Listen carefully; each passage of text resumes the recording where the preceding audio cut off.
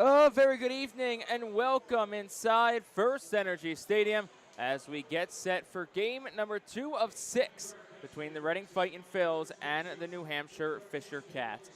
I'm Jake Starr. Welcome you into tonight's pregame show. No Bob McCool here tonight, so I'll be riding solo here from Baseball Town. Appreciate you spending part of your Wednesday, and it is a beautiful Wednesday at that, with us here between Reading and New Hampshire. It was another close defeat for Reading in last night's game. They fell 4-3 in 10 innings. Opportunities, though, were aplenty for the Fightin Phils last night. They ended up leaving 10 on base and going 1 for 16 with runners in scoring position. As acting manager Michael Jones told us in our upcoming pregame interview, the good news, we had lots of guys on base and lots of opportunities. The bad news, unable to convert. So the hope tonight, you get those guys back on base and you find a way to convert with them on to try to pick up your first win of the week. Braden Falsnault gets the ball for Reading today, the left-handed arm, and he will go against Jaron Watts-Brown, making his 4th AA start and his first against the Fightin Phils in 2025. Well, we teased it in our open. When we come back on our pregame show, we sit down, part 1 of a 2-part interview with the acting manager this week for the Fightin Phils. That's Michael Jones. That conversation with Jones is coming up when the pregame show rolls on after this on the Fightin Phils Radio Network.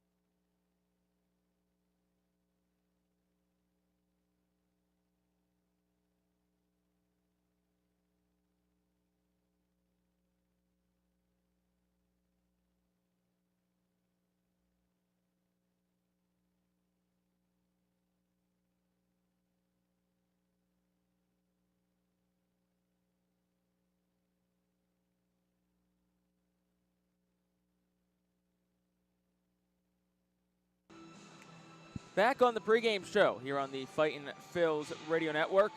Jake Starr riding solo tonight from FirstEnergy Stadium as we get set for game number 2 between Reading and New Hampshire after the Fisher Cats a 4-3 victory last night over the Phillies. Home plate dirt circle meeting has just concluded between Michael Jones, the acting manager this week, and Brent LaValle, the first-year skipper for the Fisher Cats. Braden Falsnaut, tonight's starting pitcher for Reading, making his way in. Same can be said for New Hampshire's arm, Jaron Watts-Brown. So those are a few moments away here from first pitch. Let's take a look at our out-of-town scores. We'll start in the Eastern League. Doubleheader in Somerset today between the Sea Dogs and Patriots. Portland 4-3 win in Game 1. Game 2 just getting underway now between Somerset and Portland. Middle of the 4th inning in Altoona. Curve a 2-1 lead over the Erie Seawolves. Bottom of the 1st inning in Chesapeake, they host Harrisburg. That game is still scoreless. Middle of the 2nd inning in Richmond, still scoreless between the Northeast Division leading Rumble Ponies and the Southwest Division basement holders Richmond.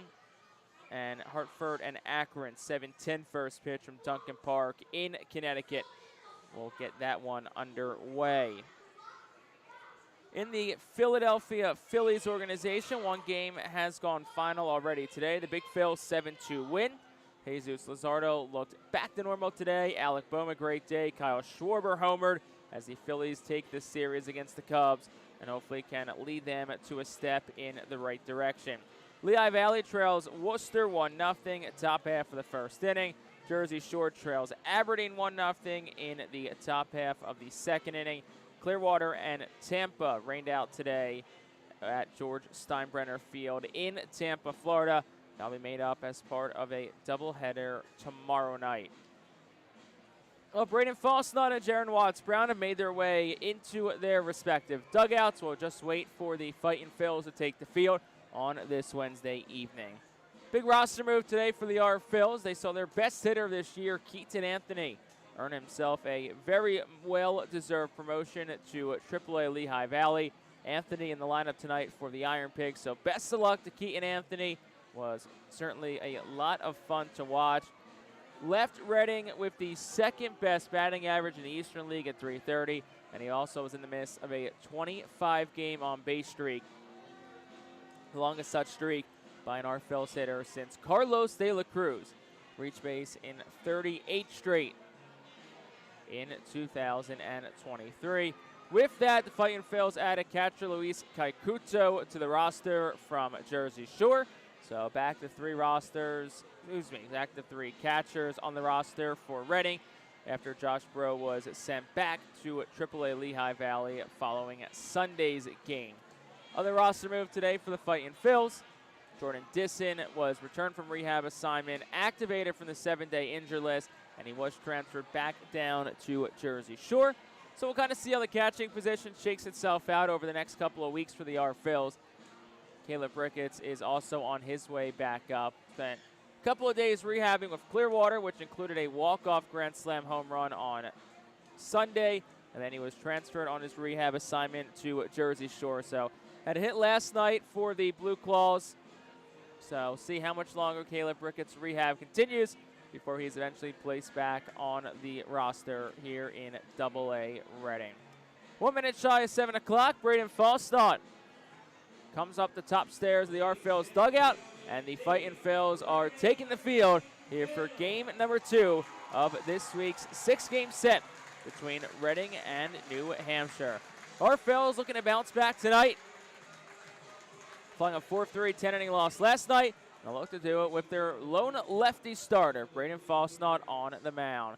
It's time for tonight's national anthem, so we'll step aside one final time to wrap up our pregame show. Lineups and first pitch coming up after this on the Fightin Phils radio network.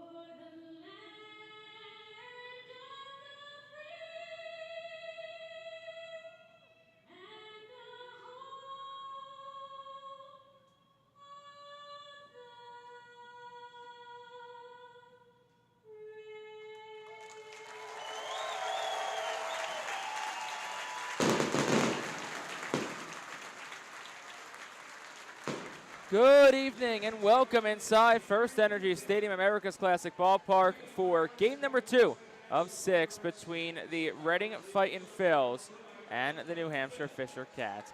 My name is Jake Starr. Appreciate you spending your Wednesday evening with myself. Bob McCool is off for the night doing other duties, so be riding solo tonight here from Baseball Town. Fightin Phils are on the field. Let's take a look at how the New Hampshire Fisher Cats line up in tonight's ball game. Edinson Paulino, the DH, leads off. Charles McAdoo at first base tonight bats second. Jay Sporfin third in right field. Devontae Brown bats fourth and plays center. Ryan McCarty's fifth at second. Cade Doty is sixth at third. Gabriel Martinez plays left, bats seventh. Alex Stone, the catcher, bats eighth. And Jay Harry bats ninth. He will play shortstop. On the mound tonight for the Fightin Phils is the left-handed arm, Braden Falsnaut, making his 11th appearance, 9th start, 2-6, a 5.15 ERA, 43 2/3 innings pitched, 54 hits allowed, 13 walks, 45 strikeouts. Opponents hitting .298 against Falsnaut this season. Set the defense up behind the southpaw Falsnaut. Seth Beer plays first, Robert Moore's at second. Aiden Miller plays short, Carson DeMartini's at third. Felix Reyes in right, Cade Fergus center, Henry Mendez in left, and Paul McIntosh is the battery mate for Braden Falsnaut in tonight's ball game.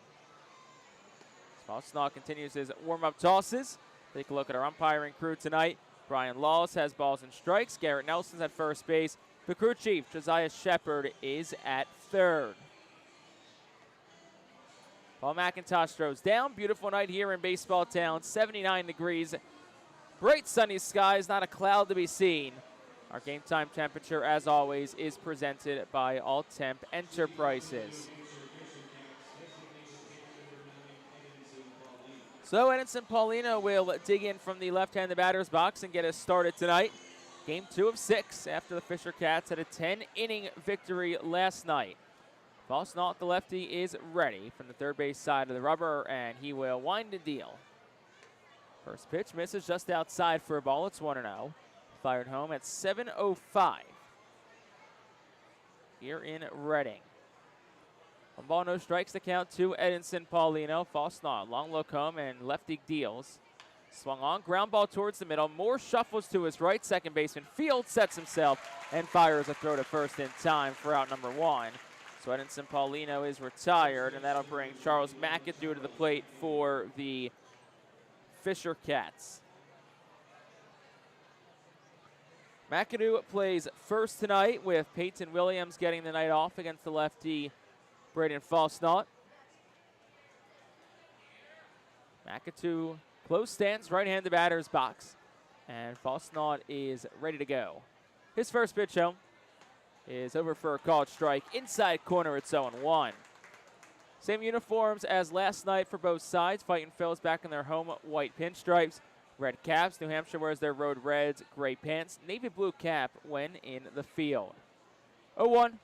Swing and a miss, 0-2. Good slider from Falsnaut down towards the feet of Charles McAdoo.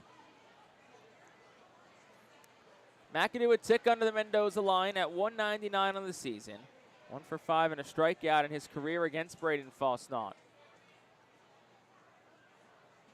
And he'll step off as the pitch clock was dwindling down, and looks like he did not step off on time, so the home plate umpire, Brian Laws, will step out and say that it is a pitch timer violation.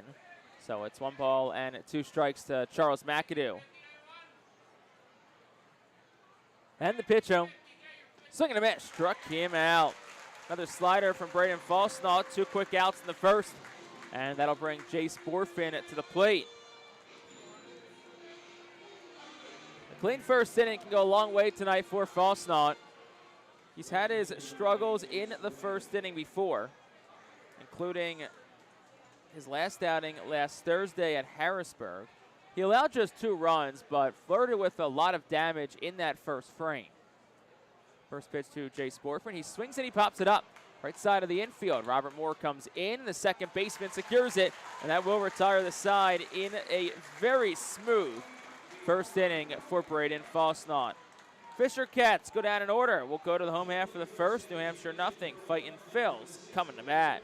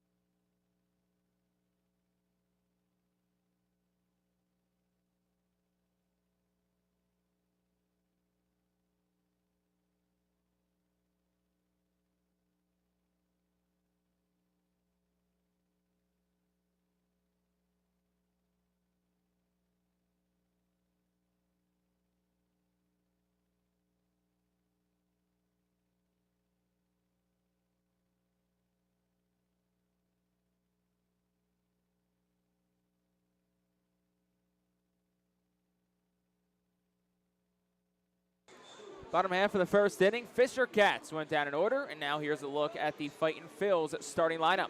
Aiden Miller starts things off. He'll play shortstop. Carson DiMartini bats second at third. Hendry Mendez, the left fielder, bats third. Felix Reyes bats fourth in right. Bo McIntosh fifth. He's the catcher. Seth Beer sixth at first base. Alex Pinellas bats seventh. He's the DH. Robert Moore is eighth at second base. And Cade Fergus bats ninth, plays at center. On the mound tonight for the Fisher Cats, Jaron Watts-Brown, making his fourth AA start, 1-1, a 3.18 ERA, 8 hits over 17 innings pitched, 7 walks, 18 strikeouts, and a 131 opponent's batting average against Jaron Watts-Brown. So Aiden Miller leads things off, digs in from the right side against Watts-Brown, who fires home. And Miller will take a sinker at the knees. It's 0-1. We'll get you the defense momentarily for New Hampshire as Watts-Brown set already. The righty out of the stretch deals. It's a curveball over the dome of Miller. Missed it, fortunately, and it's 1-1. Right side of the infield is McAdoo at first, McCarty at second. On the left side, Jay Harry at short, and Doty is at third. 1-1. Miller takes a fastball outside. It's 1-2. Excuse me, it's 2-1. In the outfield, Jay Sporfin in right, Devontae Brown in center, Gabriel Martinez in left, and Alex Stone is the catcher. 2-1. Miller takes it, low and away again. 3 balls and 1 strike. Good night last night for Miller, 2 for 5, a double and an RBI. And here's the 3-1. Miller swing and a miss. It's 3-2. Find a fastball at 92 from Jaron Watts-Brown. Miller calls time, steps out.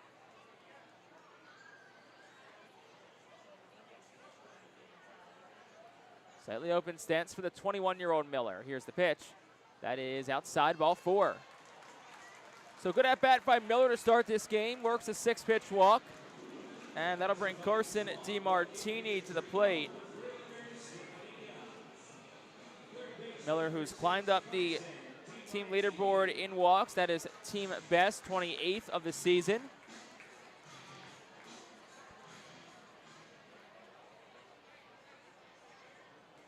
So DiMartini in from the left side. First pitch, he swings, pops it up foul.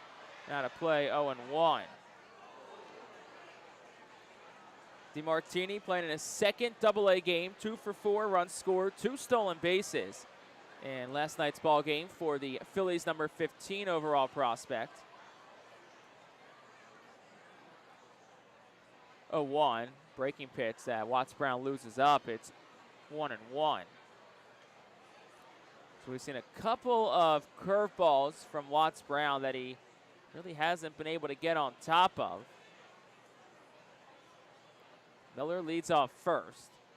Righty Watts-Brown's ready. They'll check on Miller. Had a pretty hefty lead, but he's able to dive back in safely head first.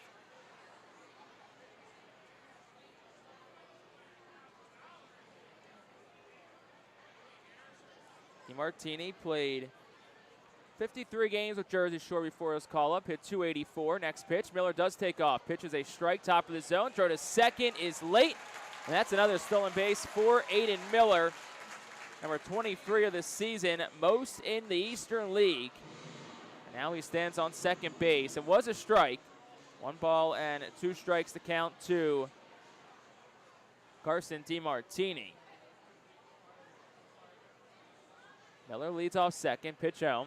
DiMartini swings, hits into the air, towards left, pretty deep, into the corner. Martinez goes. The left fielder makes the catch right on the foul line.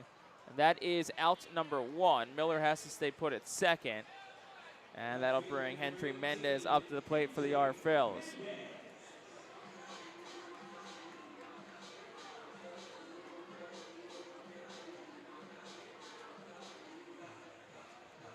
Of course, the big news today is Keaton Anthony's promotion to AAA Lehigh Valley, which of course takes a pretty big piece out of the middle of the Fightin' Phils lineup. Watts Brown checks the runner, deals home. Mendez swinging a tapper, right side, fielded by McCarty. Watts Brown, the pitcher, had to get over. He does, and receives it from McCarty for out number 2. So 4-1 goes the put out. Miller does advance to third on the play, and that'll bring Felix Reyes to the plate now for the Fightin' Phils. So yeah, if Anthony caught up, leaves one of the best hitters in the Fightin' Phils lineup. So now it'll be up to the other guys to see who steps up and kind of fills that void. And Reyes swings the first pitch. Lofts it foul, first base side. McAdoo gives it chase, and it's out of play. 0-1.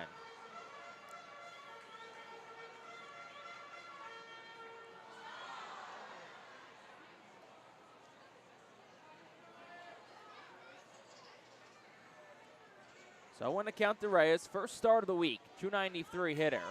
Here's the pitch, and that's right down the chute for a called strike, 0-2.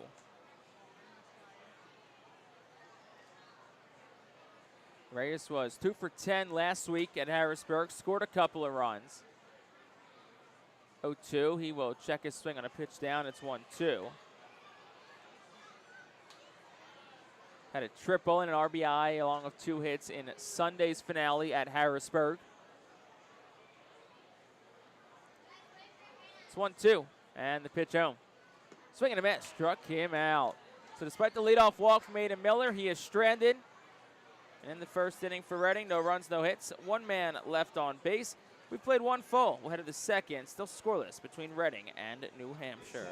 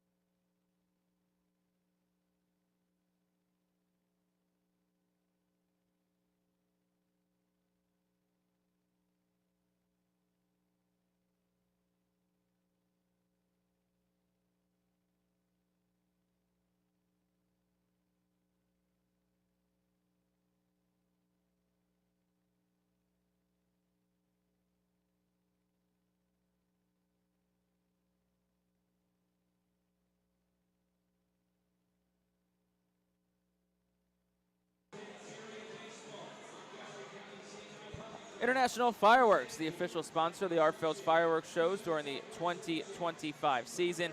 Head to their store at 242 Sycamore Road in Douglasville or visit fireworksrus.com. Still scoreless through 1 full. Braden Falsnaut finishes up his warm-up tosses in this top half of the second inning. He'll get 4, 5, and 6 of the New Hampshire lineup in this second frame. Devontae Brown will be the first that Falsnaut faces here in the inning.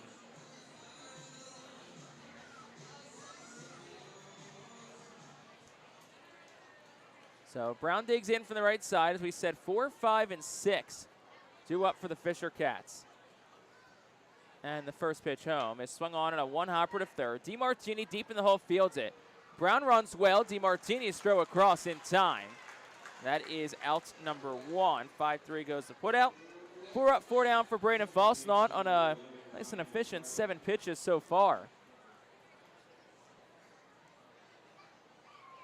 So that'll bring Ryan McCarty to the plate.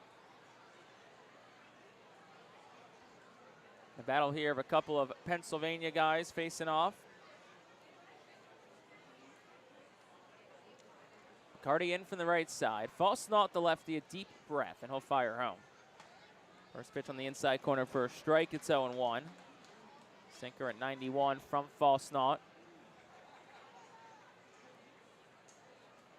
McCarty, 267 hitter on the year. 0 for 3 in his career against Falsnaut. 0-1. Bit further inside in the last pitch and up. It's a ball 1-1.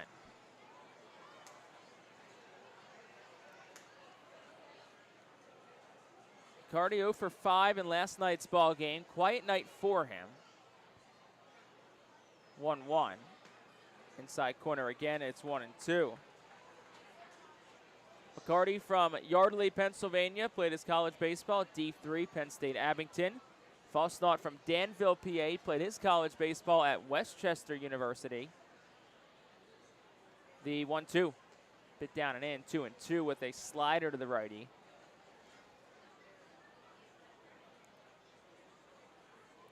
McCarty did have some time with AAA Buffalo, but was recently transferred back to AA New Hampshire, the 2-2.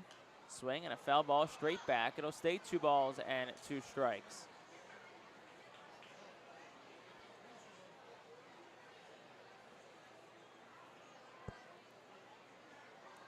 The 26-year-old was a undrafted free agent signing of the Blue Jays in 2022. And the 2-2. Swing and a foul ball straight back off the netting. It stays 2-2. Easily the longest at-bat of the night by a Fisher Cats hitter.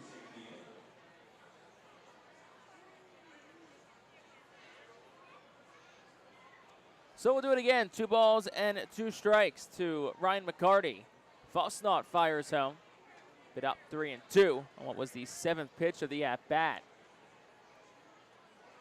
The 3rd time Falsnaut's faced New Hampshire in his career. 2nd time this season. May the 17th, took the loss, 4 runs, 4 2/3 innings.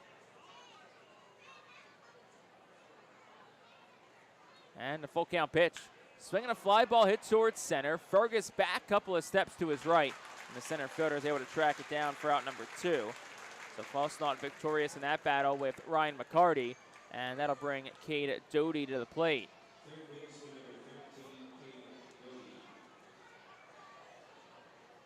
Falsnaut last year did make his AA debut against New Hampshire back on August the 13th.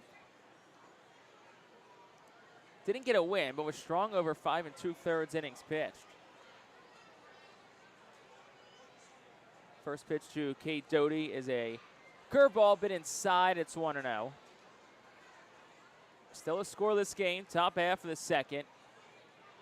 Bases are empty. No Fisher Cats have reached base in tonight's ball game. The 1-0. Swinging a 1-hop ground ball short. Miller backs up, fields it from the grass. Slips, sets his feet, throws to first. It's in time. We'll see how they roll that. It is going to be a 2-out base runner for New Hampshire for Cade Doty. Miller fielded it cleanly backing up. They will put a hit on the board. So it's a 2-out single for Cade Doty, and that'll bring Gabriel Martinez to the plate here for New Hampshire. So Martinez in from the right side, 2 outs in the frame. First base runner of the night is Cade Doty, not a threat to steal, just 0 for 1 in that category this year. And the first pitch home. Swinging a pop fly. Foul territory, right side of the infield. McIntosh and Beer are there. Beer, the first baseman, makes the call and the catch, and that will retire the side. 18 pitches through 2 innings for Braden Falsnaut. No runs on a hit, and 1 man left for the Fisher Cats. We'll go to the bottom of the 2nd. Still scoreless between Reading and New Hampshire.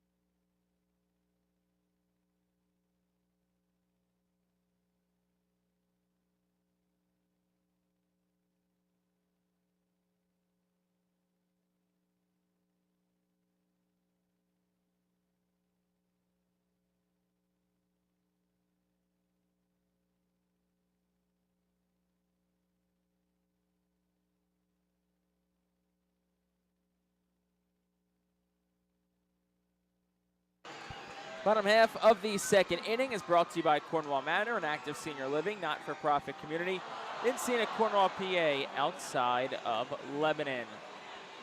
Crazy hot dog vendor doing his thing in front of another packed house here at FirstEnergy Stadium. Scoreless ball game in Game 2 of 6 between the Fightin Phils and Fisher Cats. We said another great crowd and what's expected to be a week full of them. Jam-packed week here in Baseball Town. None more jam-packed than tomorrow night, Hall of Fame night. Dusty Wathan, Trevor May, and Darren Ruff will be enshrined in Baseball Town royalty. Additionally, first 2,500 adults get a Roger Maris bobblehead. And also, we have fireworks after the game. Expecting a huge crowd tomorrow night. Tickets are limited, so if you want to come out tomorrow night, get your tickets before it's too late. And make sure you're at the park early, not just to get your Roger Maris bobblehead. But ceremony is going to start around 6:25 tomorrow night. So make sure if you're coming, you're in your seats by then. Here's Paul McIntosh. First pitch to him's inside for a ball. It's 1-0. Jerron Watts Brown is back out for inning number 2 of work. His 1-0 home. McIntosh started and stopped. Old Piono swings his Garrett Nelson. Pitch was down. So it's 2 balls and no strikes to the righty McIntosh.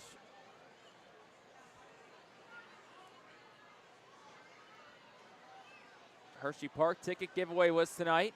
So a lot of happy kids, I'm sure, in attendance. 2-0 is over for a called strike. 2-1. I'm sure a lot of happy parents, too. Got something to check off on the summer to-do list. Now with school pretty much being out for the most part in this area. 2-1. McIntosh swing. Hard hit line drive to short. But ranging down low is Harry to make the catch on a line. So that is out number 1. McIntosh hit it well, 100 off the bat. But nice play by Jay Harry. So that's out number 1. And that'll bring Seth Beer to the plate.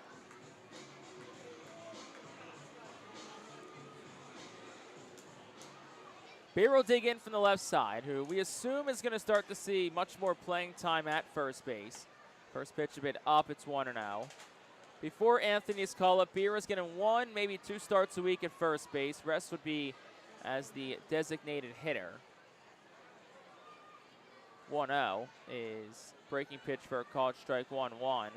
The other guy who will probably get some time at first base is the on-deck hitter, and tonight's DH, Alex Benellis, who's played only third, but he has experience at first base, the 1-1. Beer takes it outside, 2 balls and a strike.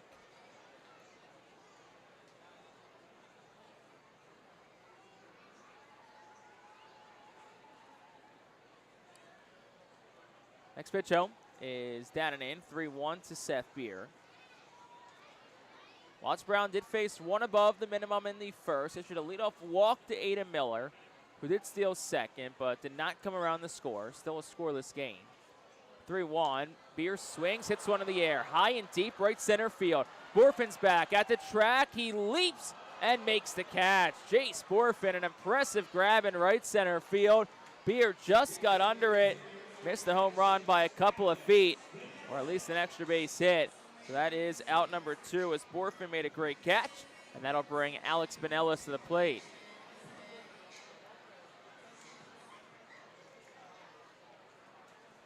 First start of the week for Benellis after a 1-for-13 week last week. First pitch is swung on and a foul ball straight back.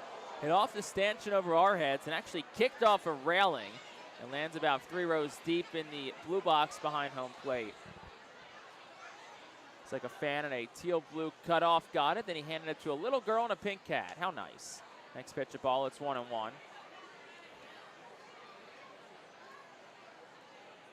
Benellis, 9th game with Reading. He's hitting 192. Yet to hit a home run or drive in a run. He swings through the 1-1. It's 1-2.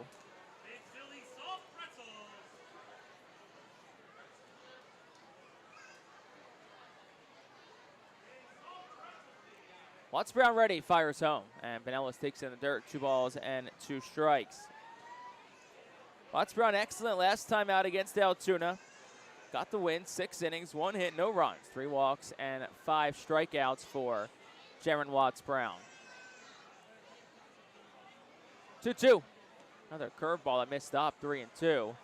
He's missed up with the curveball a handful of times tonight. I mean, if you're Reading, you got to take note of that. And if it's up in the zone, see if you can find a way to make him pay. Full count, 2 outs, payoff pitch. Swung on, fouled straight back by Benellis. It stays 3-2. What was the 6th pitch of the at-bat?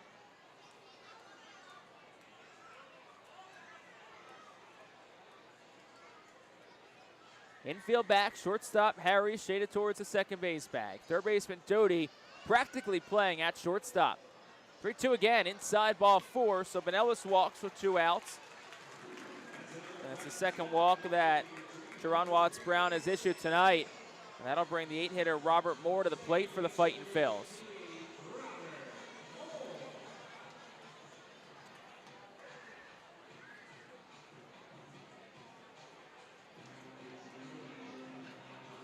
So Robert Moore digs in from the left side, switch hitter, 2 outs here in the second of a scoreless game.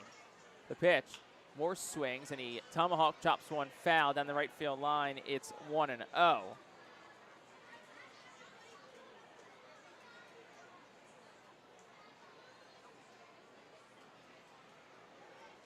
Good night last night for Robert Moore. Pair of hits, both doubles. Matched the season high in doubles.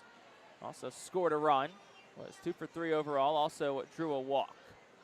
The ball's 1 strike to count, 2 more. Benellis leads off first with 2 outs. And the 0-1. Moore takes it outside. It's 1 ball and 1 strike. Moore, a 23-year-old from Leawood, Kansas. Played his college baseball at Arkansas. The Razorbacks, who are in Omaha for the College World Series. And Benellis dives back in on an errant pickoff throw that hits off the sidewall.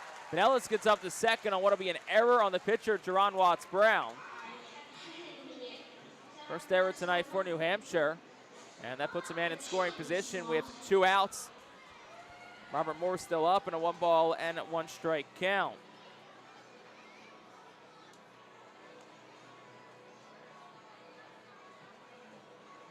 First error of the season for Watts-Brown. Just his 4th game here at the AA level.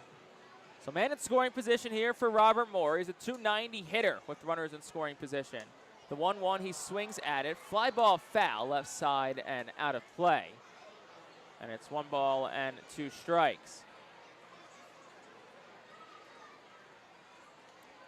Moore, 49th game, .218 hitter on the season. He's got 5 home runs, 20 RBI.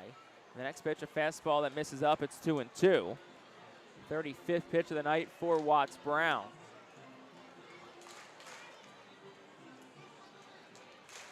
Alex Benellis leads off second. Shortstop Harry shades behind him. The 2-2. Moore swings and again fouls it off the sidewall down the right field line. And it stays 2-2.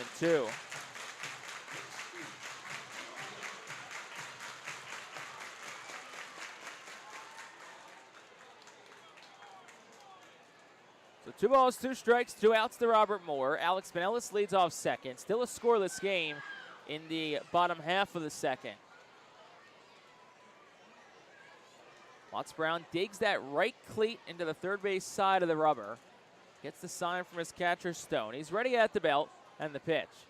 Moore swings, and he hits a fly ball towards shallow right center. Brown, the center fielder, is in. He'll make the catch, and that will retire the side here in the second. Once again, no runs, no hits. 1 man left for the Fightin' Phils. We will head to the third, still scoreless, between Reading and New Hampshire.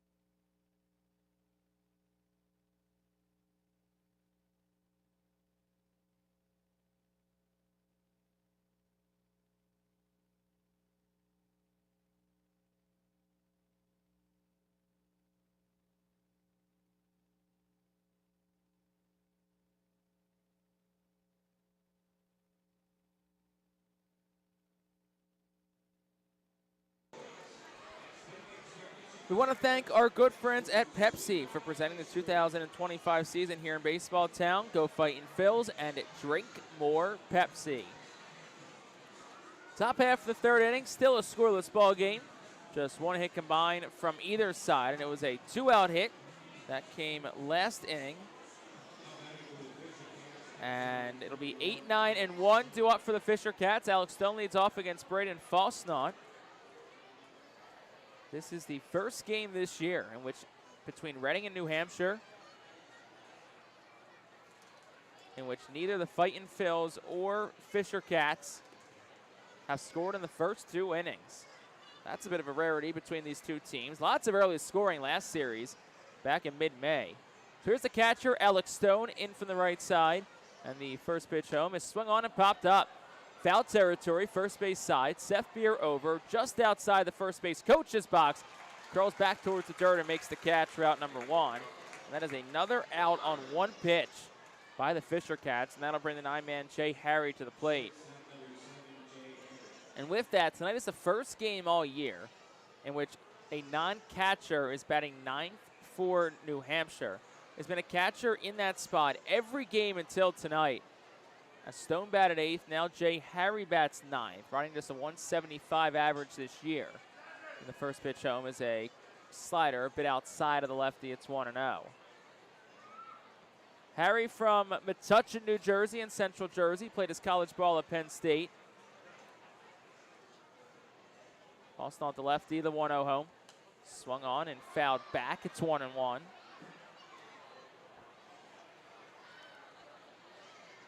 Jay Harry pinch ran last night in the 10th inning for Peyton at Williams and ended up finishing the game at shortstop in the bottom of the 10th inning. The 1-1. Swung on, hit in the air, lazy fly ball towards left. Mendez back a couple, then in, and he'll make the catch in that bright red glove of his for out number 2. So first time through the order, looking good for Falsnaut. Now it'll bring the leadoff man, Edinson Paulino, to the dish with 2 outs.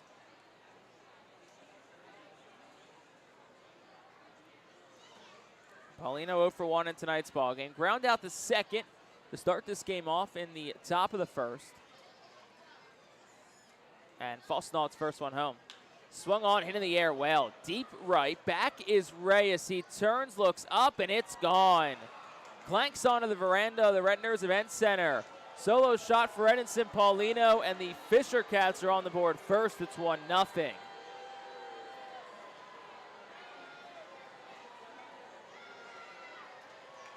Home run number 5 of the season for Edinson Paulino. Got a fastball pretty much right down the middle. 103 off the bat. Went 373 feet. So a solo shot from Paulino, and that'll bring Charles McAdoo to the plate for the Fisher Cats. First pitch home is out for a ball. It's 1-0. 9th home run allowed by Falsnaut this season. Entering the week, he was tied for 2nd in the Eastern League in home runs allowed. The 1-0-2 McAdoo, swing and a miss. It's 1-1. They always say, and I know I repeat it a lot, best mistake to make as a pitcher is a solo home run. So the hope is that keep the damage to a minimum here. 2 outs, 1-0 Fisher Cats. Here's the 1-1. That's a curveball, bit up, 2 balls and a strike. McAdoo 0 for 1 tonight. He struck out swinging back in the first. 198 hitter on the season. Next pitch home is a bit down and in to the righty. It's 3-1. Toronto got McAdoo in the Isaiah Connor-Falefa trade from Pittsburgh a year ago. And the 3-1 from Falsnaut. McAdoo swings, fly ball, foul territory right side, and he'll go out to play foul. And the count goes full.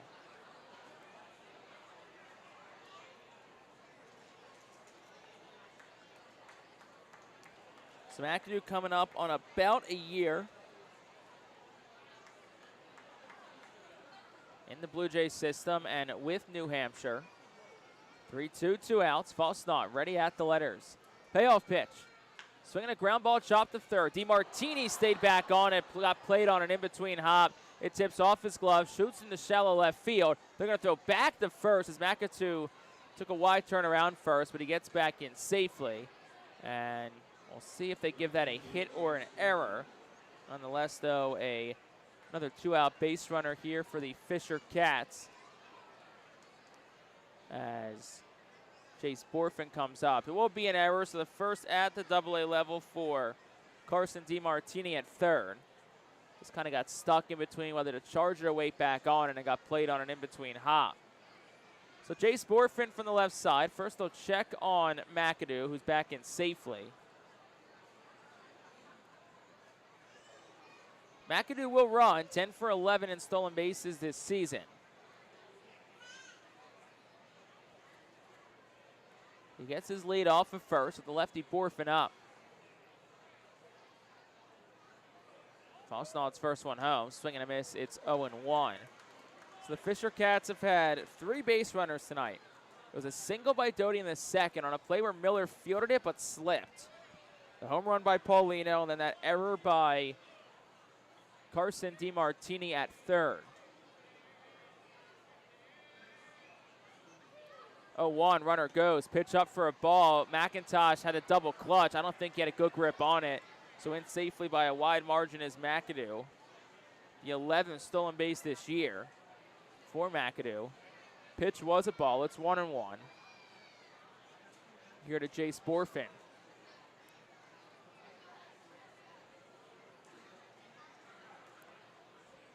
Borfin 0 for 1 tonight to pop up the second and the first inning. Lefty on lefty matchup here as Fosnaught fires. Swing and a foul ball straight down. It's 1-2. Slider at 81 from Fosnaught.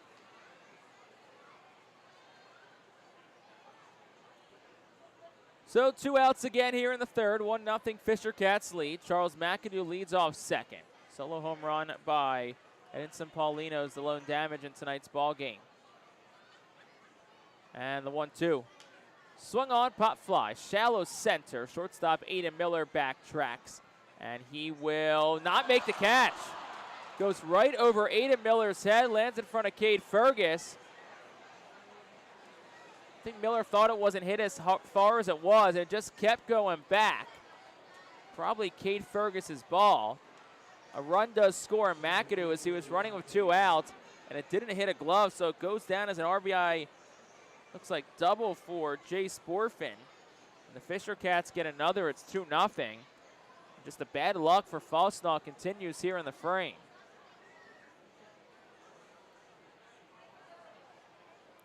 So RBI number 27, double number 7.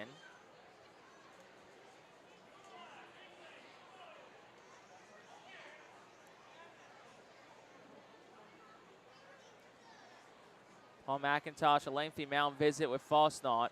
I think a lot of it is, hey, it's got to settle down here. You're making your pitches. And you're at just 33. So he's still been quite efficient tonight. That McAdoo run is going to be unearned. So 2 runs in the inning, just 1 earned against Fosnaught. Devontae Brown in from the right side. 2 outs, top 3. Still in a 2-0 ball game. Lefty Fosnaught's ready. I'll check back at the runner as Mort's second creeps over. Here's the first pitch. That one just south of the knees for a ball. It's 1-0. 2 quick outs in this inning. Then Edinson Paulino had the solo shot. Then it was an error from Carson DeMartini, and then that dropped fly ball between Miller and Fergus. 1-0. On the outside corner for a strike, it's 1-1.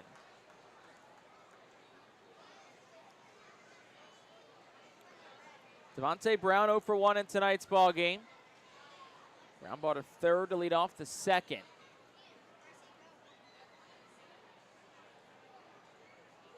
1-1.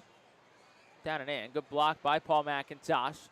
Took him a second to locate it, but it was right at his feet, so the runner stays put in Borfin at second.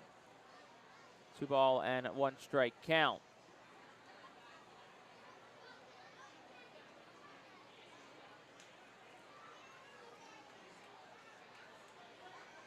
Brown 1 for 4 a night ago, was 4 for 13 last week against Altoona, a series in which New Hampshire took 5 of 6 from the curve.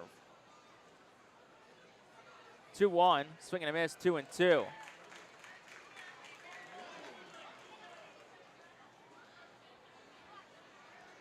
2-2 count, 2 outs here to Devontae Brown. Boston trying to get out of what has turned into a bit of a tough inning for him. It's at just 37 pitches. Lefties ready at the letters. And the pitch home is down and in, 3-2.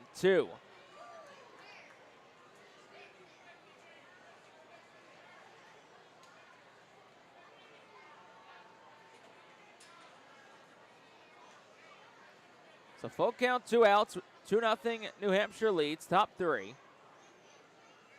Chase Borfin leads off third. Batters Devontae Brown. Faustnaut fires the payoff, and that's a swing and a line drive towards left, but it's right to the charging Hendry Mendez. And the left fielder makes the catch to retire the side in the third. Fisher Cats, though, do get 2 runs. They did it on 2 hits. There was an error, and 1 man left on base. We played 2.5. We'll go to the home half of the 3rd inning. Fightin Phillies now trail it 2-0.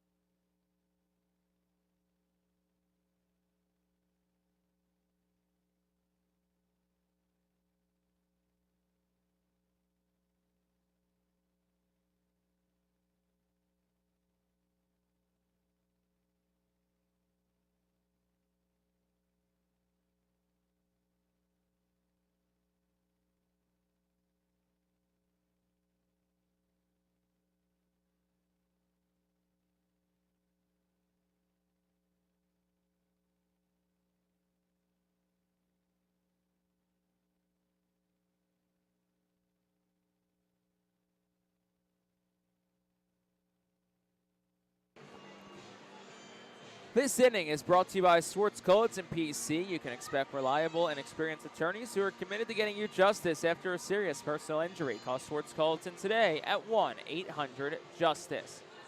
Bottom half of the 3rd inning, Fisher Cats got 2 in the top half. They lead it 2-0. Sharon Watts-Brown now pitching with the lead is back out for his 3rd inning of work. It's not a lot of hit yet, but he has surrendered 2 walks. And it'll be 9-1-2. Due up here for the Fightin Phils. Cade Fergus will lead things off. Fergus digs in from the right side. 2-0 New Hampshire leads. First pitch home. He swings and it's a fly ball. Shallow right. Not an easy play. McAdoo back in his Borfin in right field. And the right fielder is there to make the catch. And that is out number 1. And that'll bring the top of the lineup and Aiden Miller to the plate.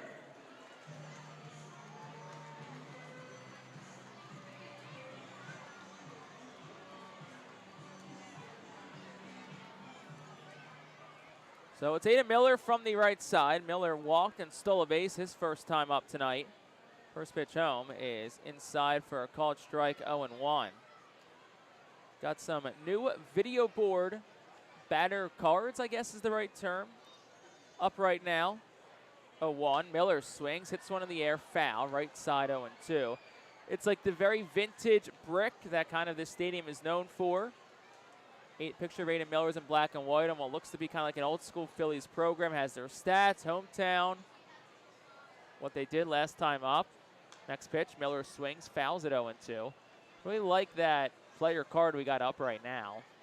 Gotta give credit where credit is due. I know our video intern, Stephen Armstrong, was working on those the last couple of days. And was excited to see this one in action, and it looks really good. 0-2. Miller swing and a foul ball off himself in the box. It stays no balls and 2 strikes.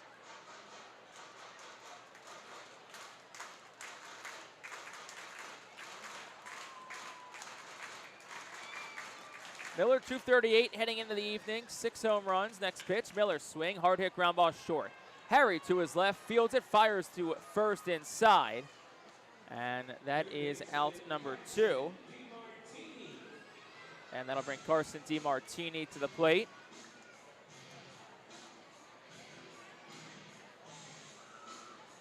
Getting reports out of Allentown that Keaton Anthony infield single in the 4th inning for his first AAA hit.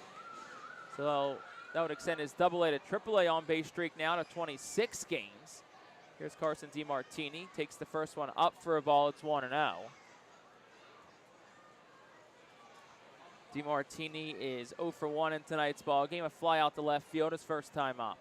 1-0 is at the belt for a called strike, 1-1. Don't think DiMartini loved that call. Bumping umpire Brian Laws, who has had a higher strike zone tonight than most. Pitch home. Swing and a miss by DiMartini, 1-2. Second game at the AA level for DiMartini. Was 2 for 4, runs scored, couple of strikeouts in his AA debut last night.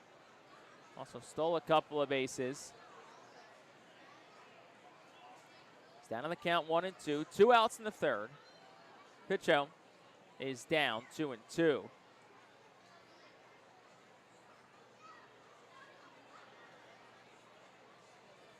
nothing our score. New Hampshire's on top. As Watts Brown tries to get out of this 3rd inning unscathed. 2-2. Swinging a foul ball, hit DiMartini in the box, and it stays 2-2. It's like he's shaking out that right foot, the left-handed bat is. DiMartini, a 4th-round pick by the Phillies in 2024. Playing in just his 79th career professional game. Is the first member of the 2024 draft class to make it to AA. 2-2. Hit outside, 3 balls, 2 strikes. Of course, the first-round pick in that 2024 draft was high schooler Dante Nori, who got off to a bit of a slow start in Clearwater, but he started to pick things up as of late. 3-2, and DiMartini swings and fouls it back out of play to the left side. So another long at-bat here from Reading. Next pitch will be number 8 from Jerron Watts Brown. Still no hits to show for it, though. They've worked plenty of long at-bats. Payoff pitch. DiMartini swings, and he rolls it over foul, first base side. Carl Ellison knocks it down in the first base coach's box. Carl Ellison coaching first for the 2nd time this year. Michael Jones is at 3rd as the acting manager this week. Jones, who usually coaches first. 3-2 again.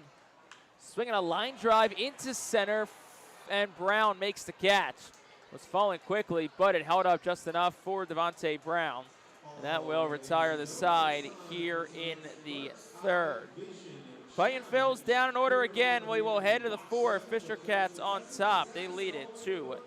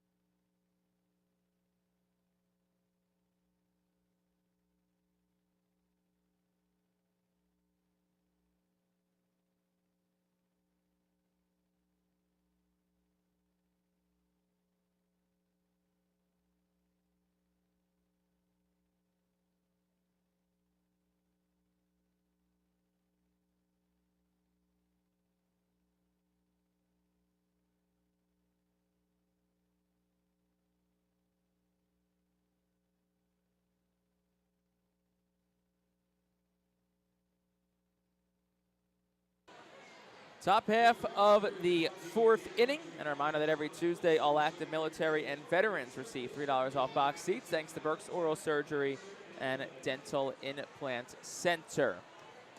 2-0 our score. Fisher Cats on top of the Fightin Phils in the top half of the 4th inning. Braden Falsnaught's back out. Ryan McCarty leads off. 5, 6, 7 due up here for the Fisher Cats.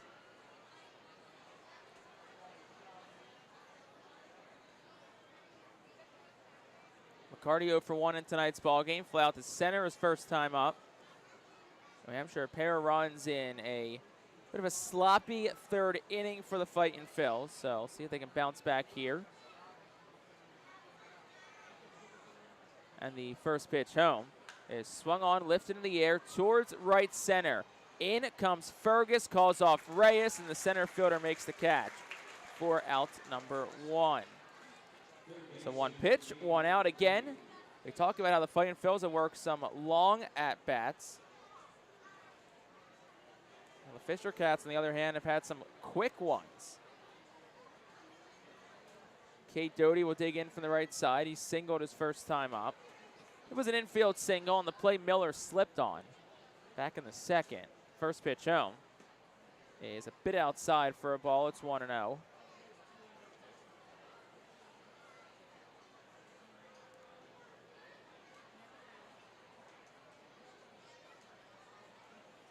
The 1-0 home. Swinging a fly ball, first base side. It's lifted and out of play, foul. It's 1-1.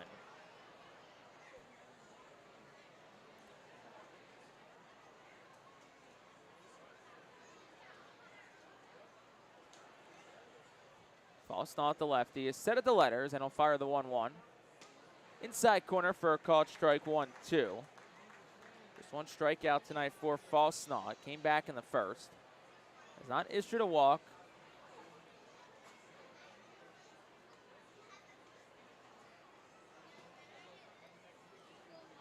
And the 1-2 home. Swing and a miss, struck him out. Second strikeout tonight for Braden Falstaff.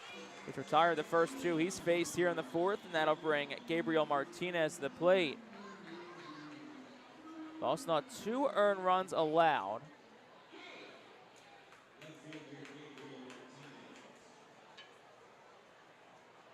One of them being earned due to the DeMartini 2-out error last inning.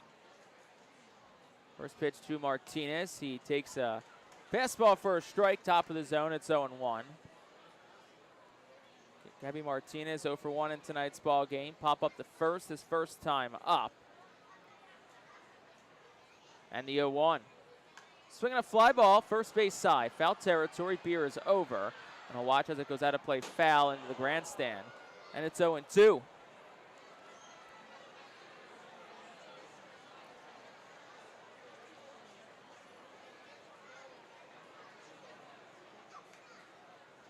Martinez still hitless in this series. He's 0 for 6, which comes on the heels of a 4-17 week last week against Altoona. Double and a couple of RBI for the 22-year-old.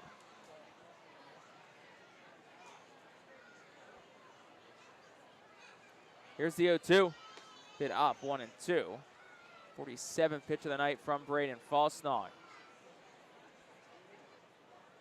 Reading used 6 arms last night, 5 out of the bullpen.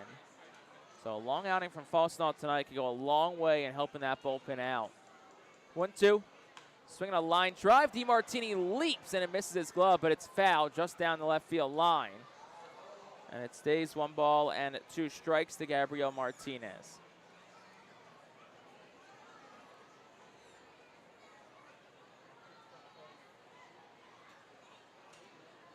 Martinez hitless in his career against Falstaff, 0 for 3.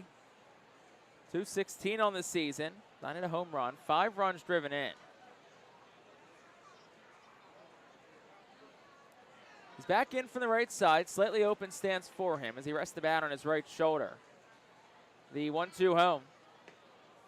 Just south of the knees for a ball. It's 2-2. He's clearly hearing it from the Arfeld's dugout. Home plate umpire Brian Law is looking at it. Looked like a good spot from up here. Do it again here, 2-2 the count. Pitch number 50. Here it is from Falstaff. Swinging a fly ball, was in on the hands, first base side. Beers over towards the dugout suite, and it lands out of play foul in the first row of the right field grandstand. It'll stay 2-2.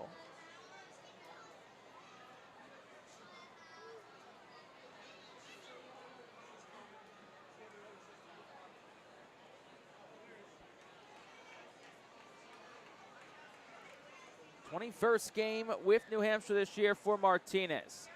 Got a 2-2 count on him. 2 outs. Falsnaut fires. Just inside for a ball. It's 3-2. Pitch number 51 of the night for Braden Falsnaut. Full count. Lefties ready at the letters. He'll wind the payoff pitch, and that's way inside. Almost hit Gabriel Martinez, so he's aboard with a walk. The first one issued by Braden Falsnaut tonight. I'm sure the Phillies dugout might have some words for the home plate umpire, Brian Laws, after that walk, because they thought they got him on the 2-2 pitch. From up here, it looked like they did. So Alex Stone's the batter, 2 outs for the catcher. 8-hitter in the lineup, digs in from the right side. And the first pitch home will wait as Falsnaut throws over to first.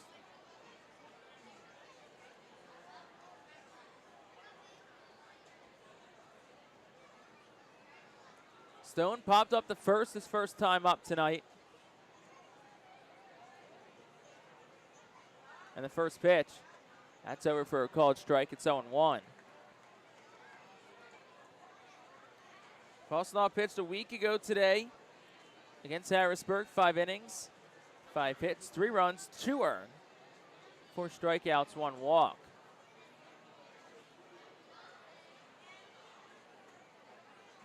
Oh, 1 outside, 1 ball, 1 strike. Falsnaut allowed 2 runs in the first inning against Harrisburg last week, inning in which he hit 3 batters in the frame. Just 1 run earned, though, of those 2, as Reading had a couple of errors in the inning. 1-1. Bit down, 2 balls and 1 strike. Falsnaut up to 55 pitches. Looked like he was going to get out of the inning about 7 or 8 pitches ago. Now he's battling to try and get the 8-hitter Alex Stone out. Top 4, 2-0 New Hampshire leads. Martinez on first. Pitch home.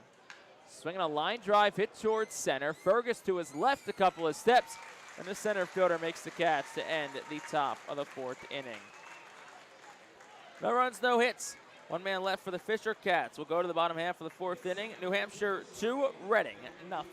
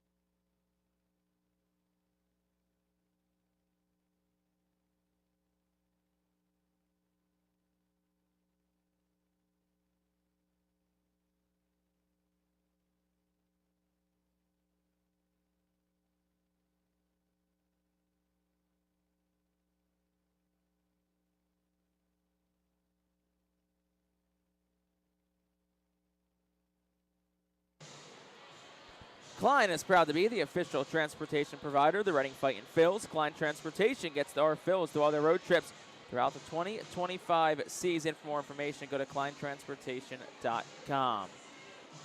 2-0 Fisher Cats on top, bottom half of the 4th inning. Reading will send 3, 4, and 5 to the plate against Jerron Watts-Brown, who's back out for his 4th inning of work. He's yet to allow a hit tonight. Has issued a couple of walks through 3 innings, as Henry Mendez will dig in. Speaking of Klein, the Klein bus drivers, a couple of weeks off from taking the Fightin' Phils anywhere. This game 2 of a 12-game homestand for the Fightin' Phils. Home through Sunday, June the 22nd, before they head on the road again.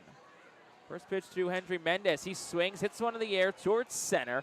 Back goes Brown a couple of steps, and the center fielder tracks it down for out number 1. That'll bring Felix Reyes to the plate.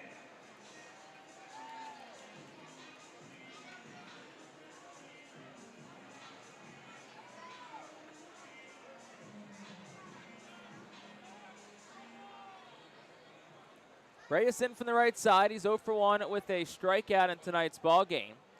First pitch home, Reyes will take it for a called strike. It's 0-1.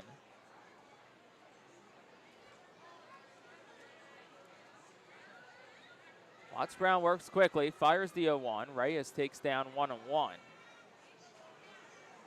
Reyes, a .290 hitter. He's got 4 home runs, 13 RBI. He's not homered in a couple of weeks. Last of which being the Sunday game at Portland on May the 25th. And the 1-1 is lined down the left field line. And how about that? Felix Reyes right on cue. Gets home run number 5 of the season. And the Fightin Phils are on the board. It's 2-1. A laser down the left field line, gets over the fence. 105 off the bat, 335 feet. And that makes it a 2-1 ball game.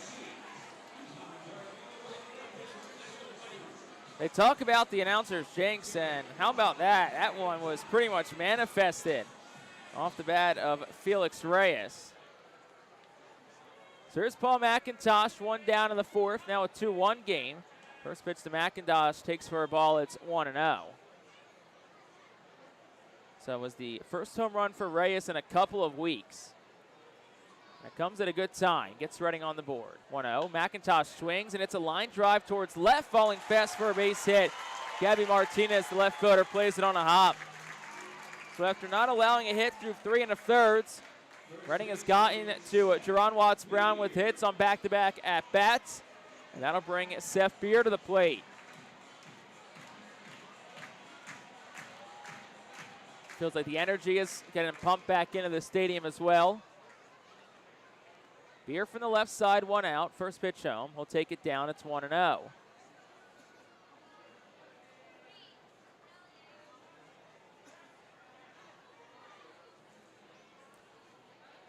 Beer 0 for 1 tonight. Flew out to right his first time up, but it was a well-hit fly ball deep to right. Next pitch, he swings. Lofts it foul to the left side and out of play. It's 1-1.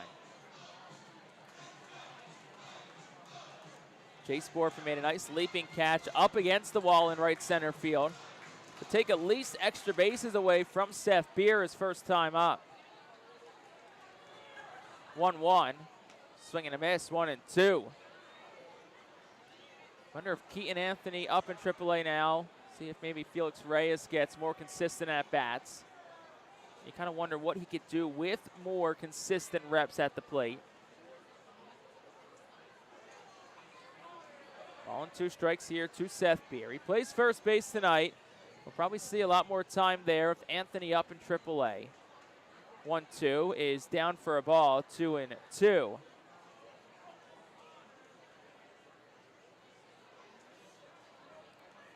Beer, 28 years old, signed by the Phillies on May the 13th. Was actually prior to Reading's first game against New Hampshire when he joined the Fightin Phils.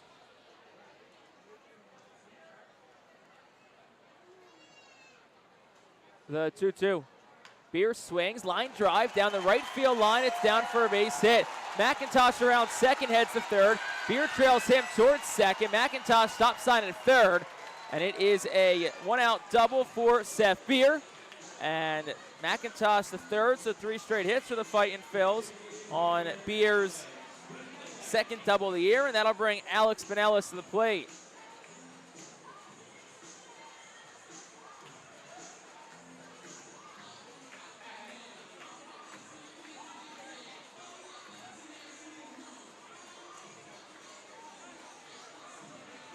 So Alex Pinellas the batter, second and third, 1 out for the Fightin Phils. Infield comes up about halfway for the Fisher Cats. Watts Brown steps off. So 3 straight hits for Reading, 2 of which have been extra bases. McIntosh on third, Beer on second. Now some miscommunication between Stone, the catcher, and Watts Brown, the pitcher. There'll be a little mound visit there to figure things out.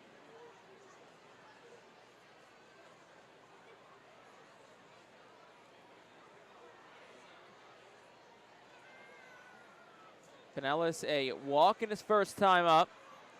He's still in search of his first Reading RBI. Right now would be a great time for that. The pitch is a curveball, misses a bit up. Excuse me, it's top of the zone, it's 0-1. 2-1 our score, Fisher Cats on top. Here's the pitch. Pinellas takes outside for a ball, 1-1.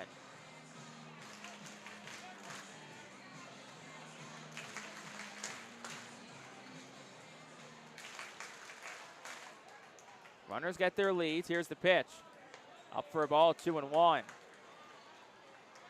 So the infield's up, the outfield maybe a step or two up from the normal positioning.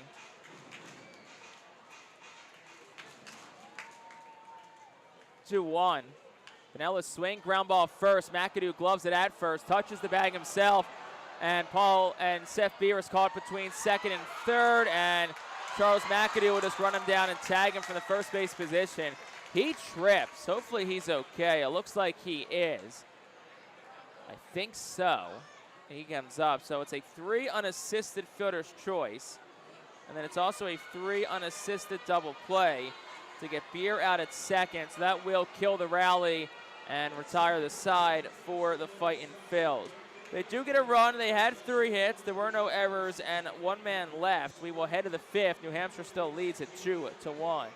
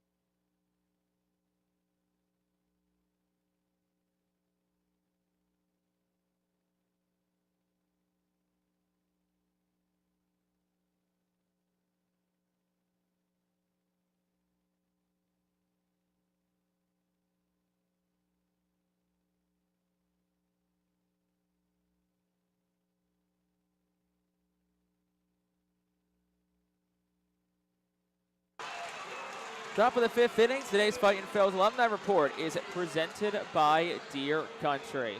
Big Phils good win today, 7-2 over the Cubs. They took a series. Alec Boehm had a home run today for the Phillies, so good day for Boehm overall at the plate, hitting .281 on the season. And that is today's Fightin Phils Alumni Report presented by Deer Country Farm and Lawn. Top of the 5th we go, 2-1's our score. Reading got a run back last inning on a Felix Reyes solo home run. And now Braden Fosnaugh back out. Going to try to keep it at that 1-run deficit. Jay Harry leads off 9-1 and 2 due up for New Hampshire in the frame.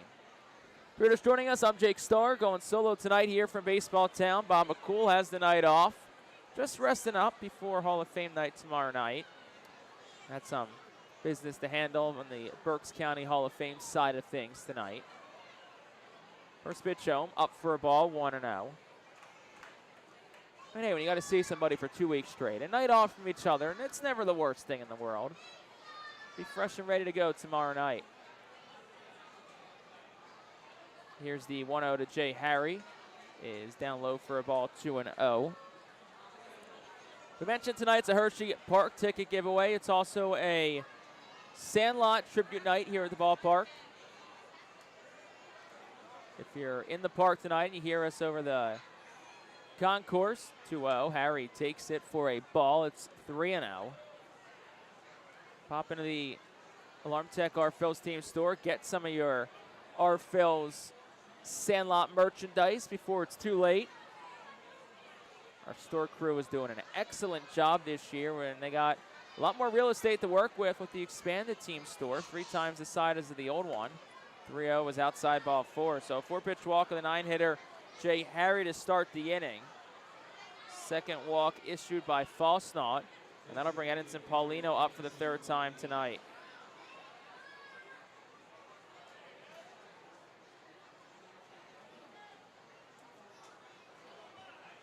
Paulino 1 for 2 tonight. He cracked the seal scoring-wise for the Fisher Cats. A solo home run back in the third. Made it 1-0 at the time. Falsnaut from the stretch will fire the first one home, and Paulino takes it. Outside corner for a strike. It's 0-1. 61st pitch tonight for Falsnaut. Bullpen's dead quiet for Reading, not even any stretching, so Falsnaut still plenty of pitches to work with. 0-1, breaking pitch, a bit up. It's 1-1. 2 on our score, top of the 5th inning. Reading trails New Hampshire. On this beautiful Wednesday evening in baseball town. Sun setting, lights taking full effect.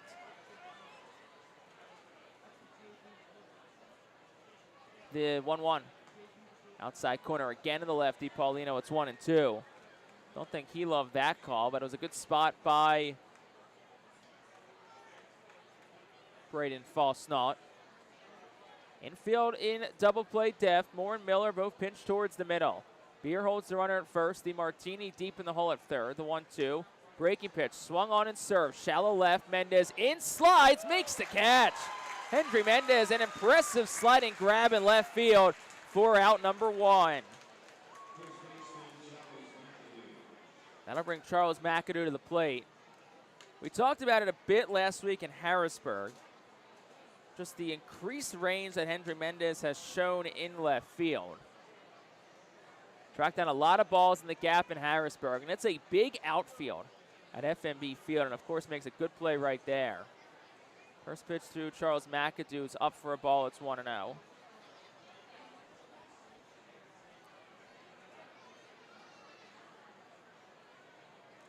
McAdoo 0 for 2 in tonight's ball game. Struck out in the first, reached on an error in the third, and did score.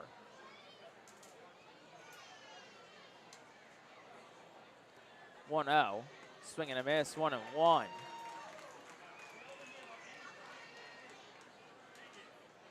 Reading still looking to turn 2. Left side of the infield's pretty straight up. DeMartini about a step and a dive off the line. Miller straight up at short. Maybe a step in from normal. 1-1.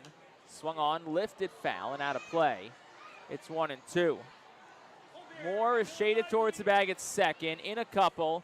Beer holds the runner at first. So pretty sizable gap between first and second right now against the right-handed bat, Charles McAdoo.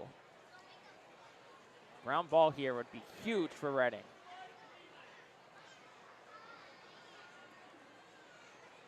One, two. Swing and a miss. Struck him out. Good slider there from Falsnaut on a slide step delivery. Third strikeout tonight for the lefty, all of which have been swinging. And there's 2 outs in the inning now for Chase Borfin. Borfin 1 for 2 tonight. The scorebook says an RBI double, but it was a high fly ball that dropped between Aiden Miller and Cade Fergus in shallow center. First pitch home on the outside corner for a strike 0-1. But to quote Otto Kemp, what he said after he had a couple of infield hits on Monday night, in the scorebook it says 110 off the bat. And that's all that matters. 0-1 the count to Borfin. Pitch home. Breaking pitch, swung on, driven towards the right center field gap. It's down for a base hit. It'll go up the alley and off the wall. Getting the wave around third is Harry. Here's the throw from the cutoff home, and they got him.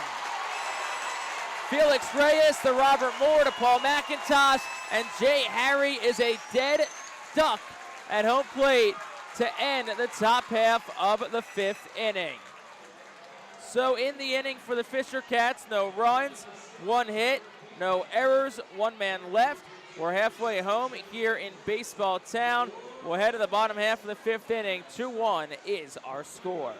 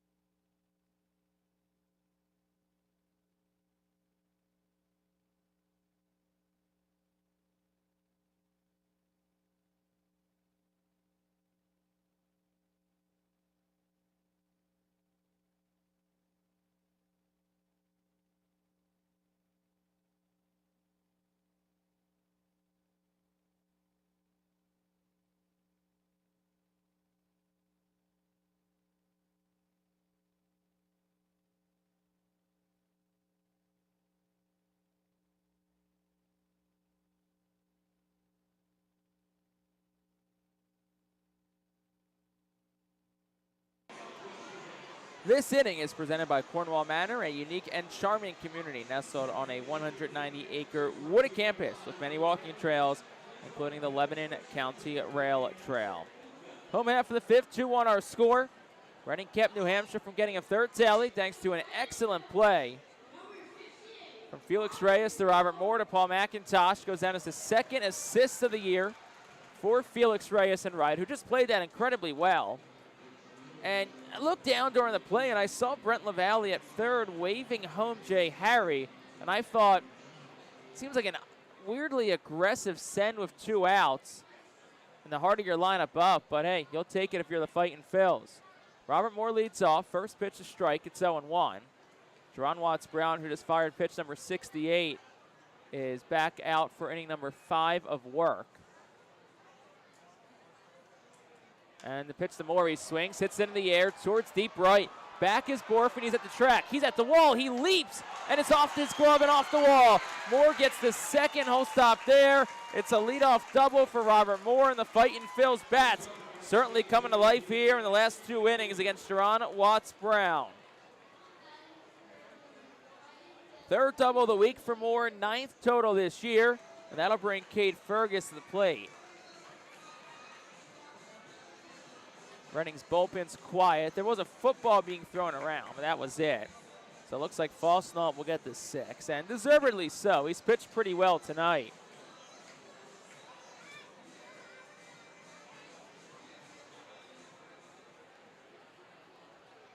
Fergus digs in from the right side. He's got a man on second and Robert Moore, no outs. Squares the bunt. Fergus stabs at it. It is a strike. They throw behind Moore at second. The throw goes off the glove of Jay Harry. Not too far there, so Moore stays put at second. It was a strike, so it's 0-1.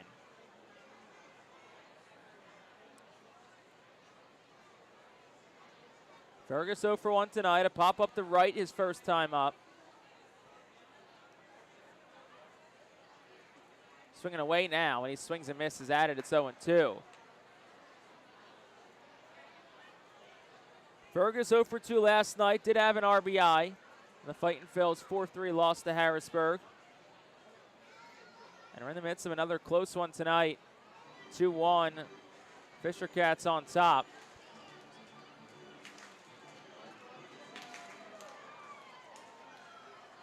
Here in the bottom half of the 5th inning. 0-2 the count to Fergus. Pitch home. Swing and a foul ball straight back. It's 0-2 still.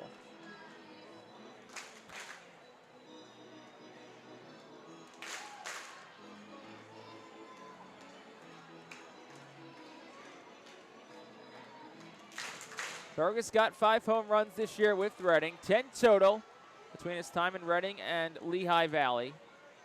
0-2, swing and a miss, struck him out. Fergus behind a fastball at 93 from Watts-Brown.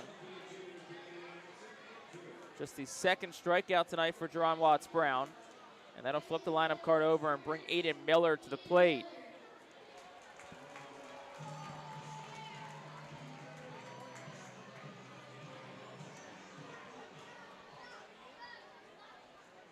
So 1 out, Aiden Miller digs in from the right side. First pitch, takes it low and away. It's 1-0. Miller 0 for 1 tonight. A hard hit ground ball to short his first time up. As Robert Moore leads off second. Harry at shorts, deep in the hole. 1-0. Miller takes it down low. 2 balls and no strikes. Miller leads the team in home runs this year with 6. He's got 17 RBIs, hitting .237 on the season. .238 hitter with runners in scoring position. 2-0. Takes it up for a ball. It's 3-0. Miller, 8th straight game, batting in the leadoff spot. Moved from the 2-hole to the leadoff spot in Harrisburg last week on Tuesday. All 6 games there, first 2 games here. 3-0. Miller takes it on the outside corner, 3-1.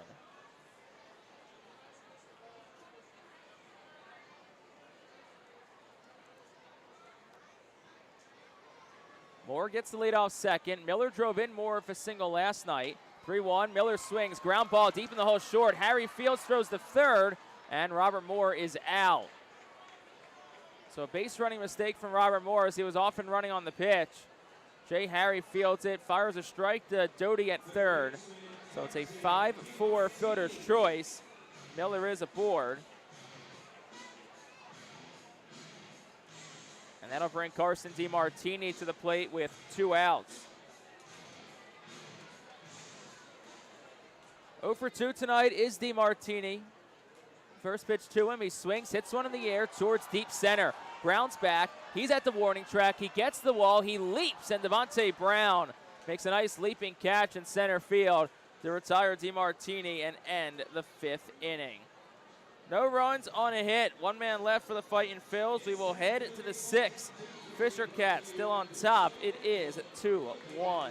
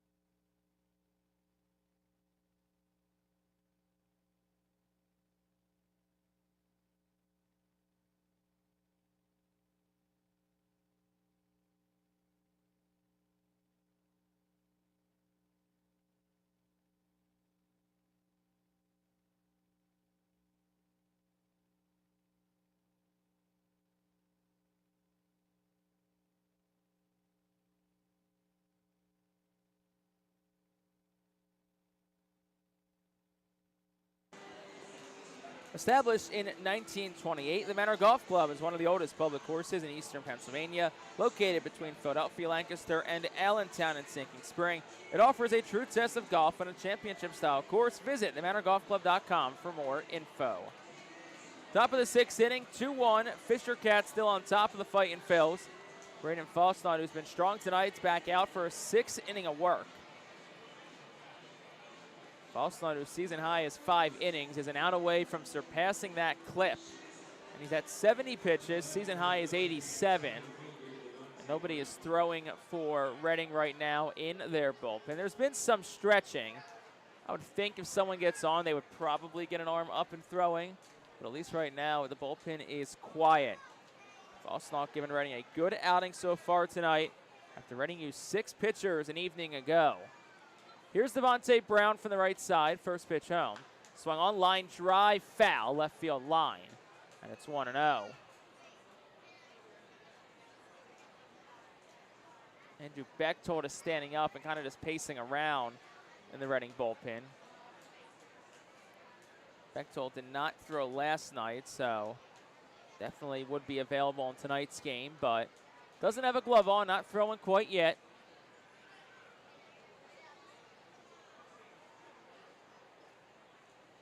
0-1. Miss is just a bit down. It's 1-1.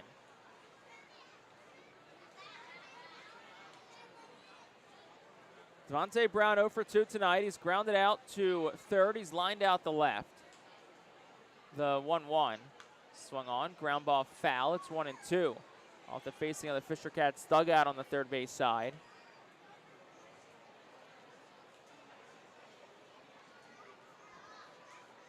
Brown overall 183 hitter on the season.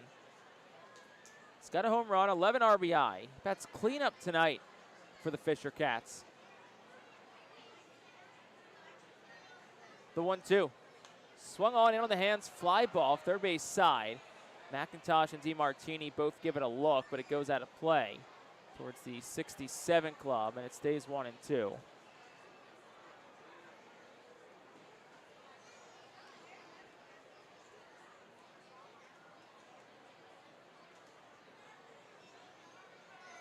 So do it again at 1-2 to Devontae Brown. And the pitch home. Bit down, 2 balls, 2 strikes. Change up from Fosnot. 5+ so far for Braden Fosnot. He's allowed 4 hits, 2 runs, but just 1 of them have been earned. That was the home run by Edinson Paulino in the third. 2-2. Swing and a fly ball lifted towards right. Pretty well. Reyes back at the track, reaches up, and the right fielder makes the catch. That's out number 1. Nice play by Felix Reyes. That'll bring Ryan McCarty to the plate for the Fisher Cats. Reyes, of course, who was on the starting end of that 9-4-2. Put out to end the last inning on that double from Jace Borfin. An excellent route by Reyes, a good throw to Moore. Moore's relay to home was pretty much perfect. Then McIntosh applies the tag. First pitch to McCarty on the inside corner for a strike. It's 0-1.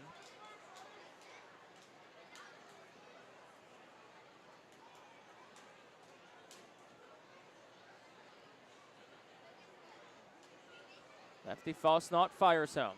Swing and a foul ball lifted out of play to the right side. It's 0-2. Ryan McCarty 0 for 2 tonight. Couple of flyouts to center for him. Yardley, Pennsylvania native. Sure he's got some family and friends here. If not tonight, I'm sure at some point this week. And the 0-2. Swing and a fly ball hit in the air well. Deep left center field. Fergus back to the track. To the wall. Leaps. Did he make the catch? He does not. But he does keep it in the yard. McCarty turns second. He'll stop there.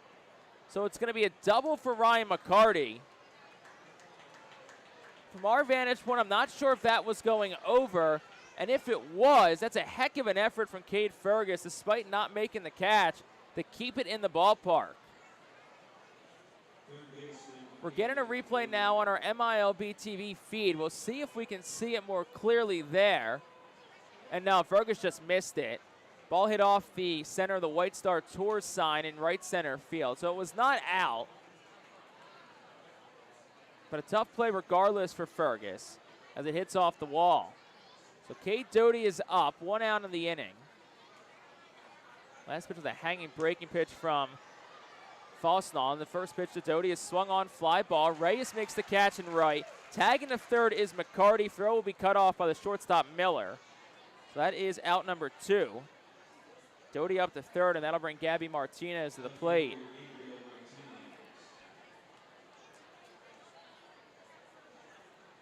So Falsnaw trying to end the night on a strong note. He's at 80 pitches. He's got a man on third, 2 outs here in the 6th. 2-1's our score.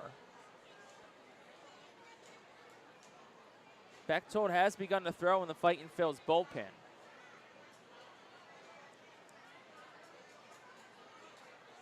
First one to Martinez. Swings, hits it in the air, high and deep left, down the line.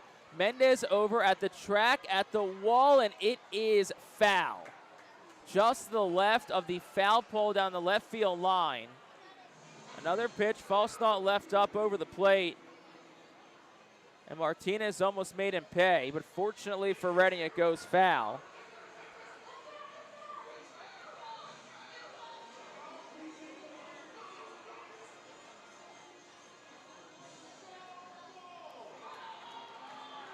Just a long strike 1 for Falsnaw.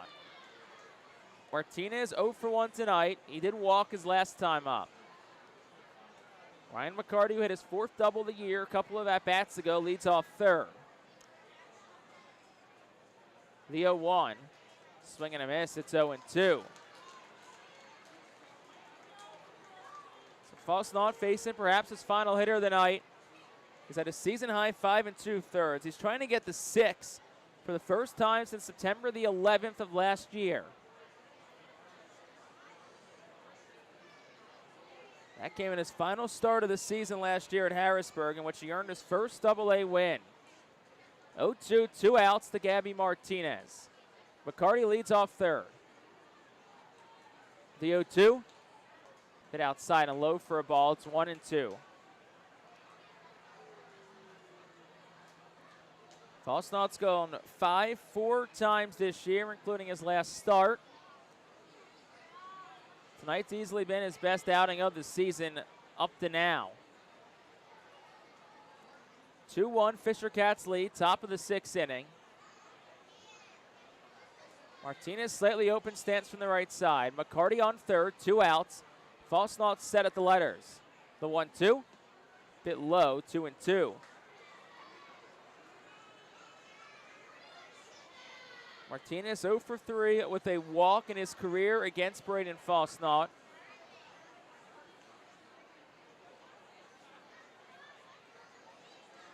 The lefty from Danville, PA is looking to make that 0 for 4.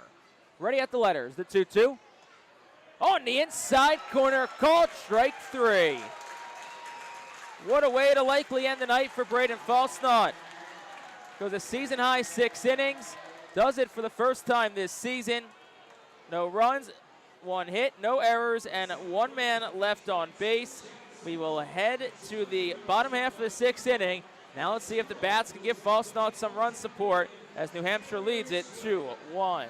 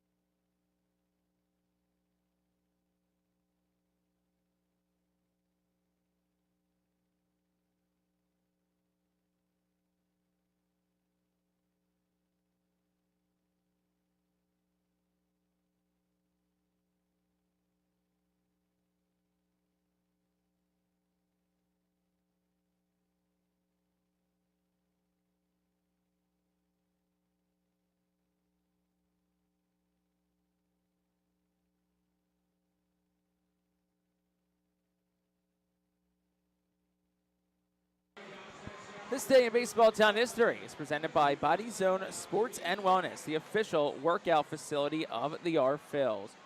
21 years ago today, June 11, 2004, at Reading, Carlos Ruiz singles home Kevin Barker with 2 outs in the 9th to complete a 7-6 comeback win against Altoona. The Phils scored 3 in the 8th to tie the game. 2-1 Fisher Cat lead, bottom half of the 6th inning. Hendry Mendez leads off for the Fightin' Phils, 3, 4, and 5 due up. As Jerron Watts-Brown is back out for his 6th inning of work. First pitch to Mendez, he takes a curveball for a strike, 0-1. Speaking of Carlos Ruiz, he was the last Hall of Fame inductee by the Fightin' Phils back in 2021. 0-1, Mendez swings, line drive, fair, right field line. That's going to roll all the way to the corner. Mendez booking it towards second. He's going to head to third as Borfin bobbles it in right. There will be no throw. It's a leadoff triple for Hendry Mendez, and the Fightin' Phils are threatening early here in the 6th.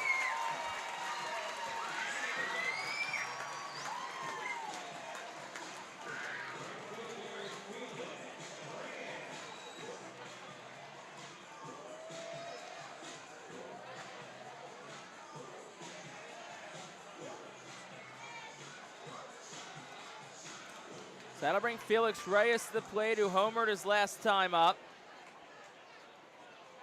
Infield in, first pitch. Reyes takes for a strike. It's 0-1. So first triple of the season for Mendez. 7th overall for Fightin' Phils hitters this year. 0-1. That one's on the inside corner for a strike. It's 0-2.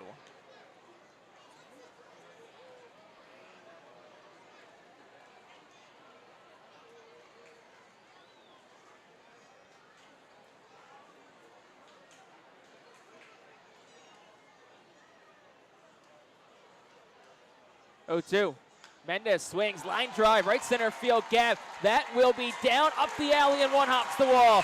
Mendez can walk home. Reyes loses the helmet. He's around second. He's heading to third. Here is the throw. It's late, and it is another triple for the Fightin' Phils. And RBI wanted that, and it's 2-2. Now, I know there was a bobble in the outfield, so we'll see if they give it a triple straight up. But regardless, 2-2 ball game as Reyes gets RBI number 14 and Mendez scores. Now let's see if they can give Falsnaut the win. But with that, Brent LaValle is out of the dugout. Night is over for Jerron Watts-Brown. We'll step aside for a moment. We'll have this Alvernia University Golden Wolves call to the bullpen coming up right after this.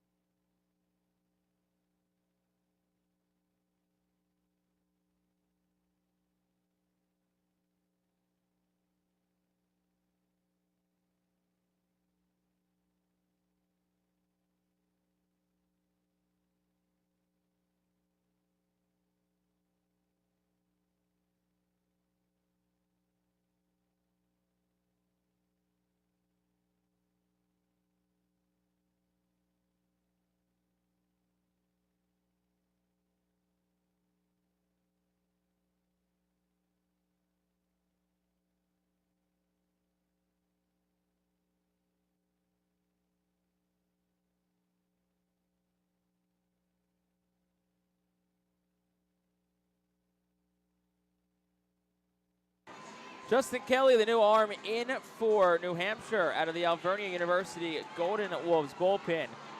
Justin Kelly is making his 8th appearance. He's 0-2 at 3.12 ERA, 8 2/3 innings pitched, 10 hits allowed, 2 walks, 8 strikeouts, 270 opponent's batting average, and no home runs allowed this season.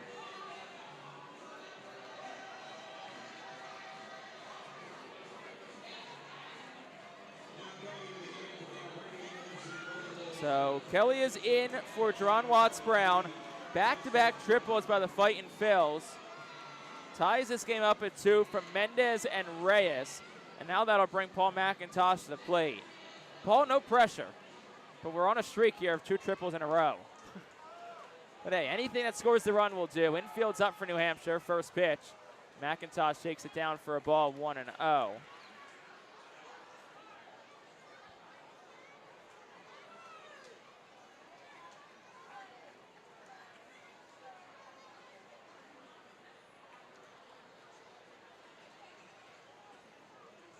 And the 1-0. McIntosh swings, ground ball towards the middle, speared by Harry at short. Checks the runner back, throws the first in time. So that is out number 1. And that'll bring Seth Beer to the plate.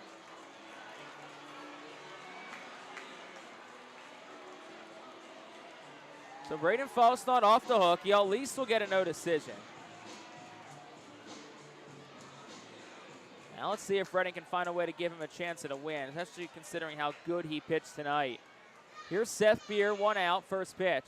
Beer swinging a foul ball straight back. It is 0-1.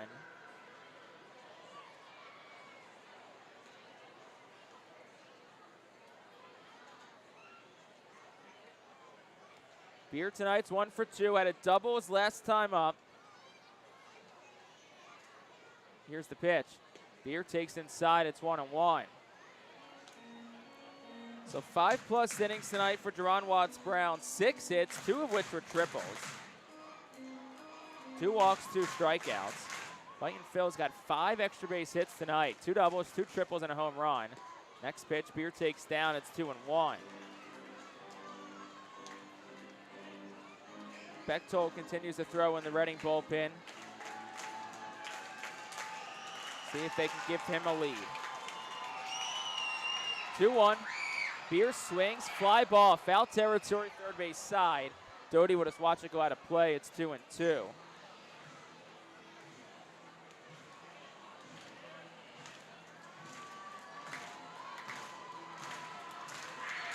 2 triples, most that Reading has had in a game this season.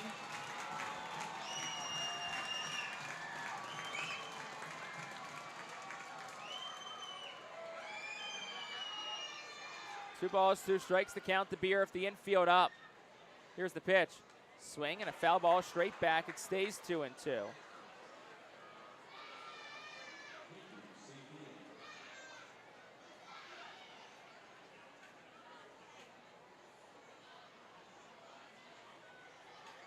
Reading had 2 triples in a game twice last year.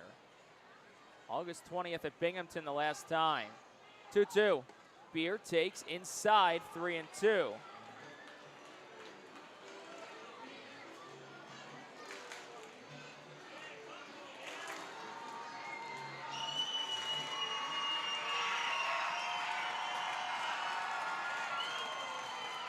Next pitch, Beer swings, line drive, off the glove of McCarty at second, trickles behind the bag, Reyes scores, Beer safe at first, and the Fightin Phils take a 3-2 lead. We'll see what they roll that, but nonetheless, though, a run does score to make it 3-2. Beer hit it hard, 107 off the bat. So got to get some credit for that, you got to think. And that'll bring Alex Pinellas to the plate. It is going to be a hit, so Seth Beer's 2nd hit of the night. He'll get an RBI, his 5th of the year. First pitch to Pinellas, a bit outside, it's 1-0. So 3-2, Reading leads, man on first, 1 out, bottom 6.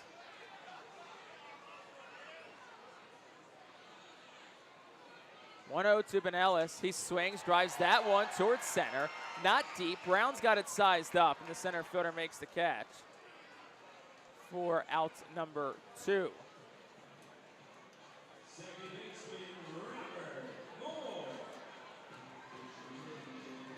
The line is closed now on Jerron Watts Brown. 5+, 6 hits, 3 runs all earned. 2 walks, 2 strikeouts. Mendez was his batter, or I guess his runner when he exited.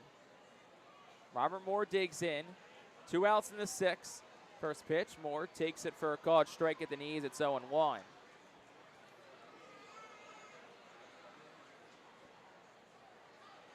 Reading has turned this game on its head in this 6th inning. They lead it 3-2, 2 outs. 0-1 is down, 1-1. The big question, of course, is going to come, where's the offense going to come without Key and Anthony? I think the answer is it's going to be a group effort. There's a lot of really talented hitters on this team, and we're seeing that right now. 1-1. Moore swings, and he laces it foul and out of play to the left side. It's 1-2.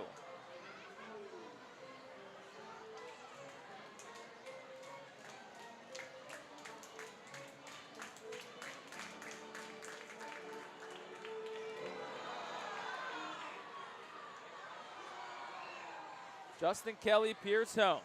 The 1-2, Moore takes outside. It's 2-2.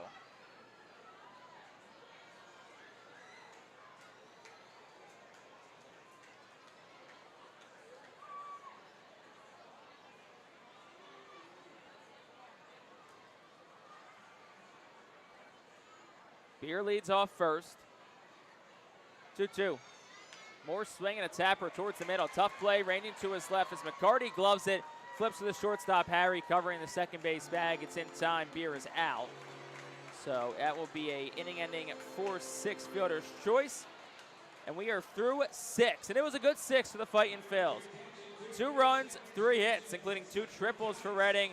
There was no errors, and 1 man was left on base. We will head to the top of the 7th inning. Reading now on top in this ball game. It is 3-2.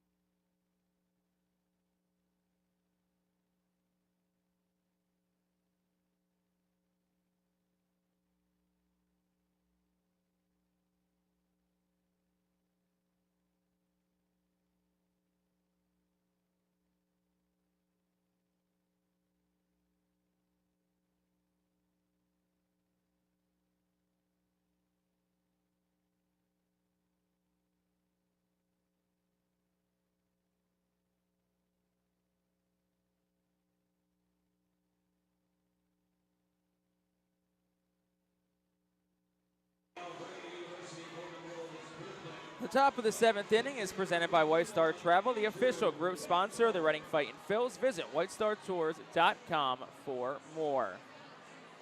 So a new pitcher in for Reading in the top of the 7th inning. Andrew Bechtold steps in out of the Alvernia University bullpen. Bechtold, the former Fisher Cat, 18th appearance, 0-2, a 4.24 ERA. 17 innings, 19 strikeouts, and 11 walks. Alex Stone, the catcher, first he faces, 8-9, 1-2 up. You're in a 3-2 ball game. First pitch, swinging a line drive into left field. That's a base hit. So 1 pitch and a leadoff single for Alex Stone. He's aboard for the first time tonight, and that'll bring Jay Harry to the plate.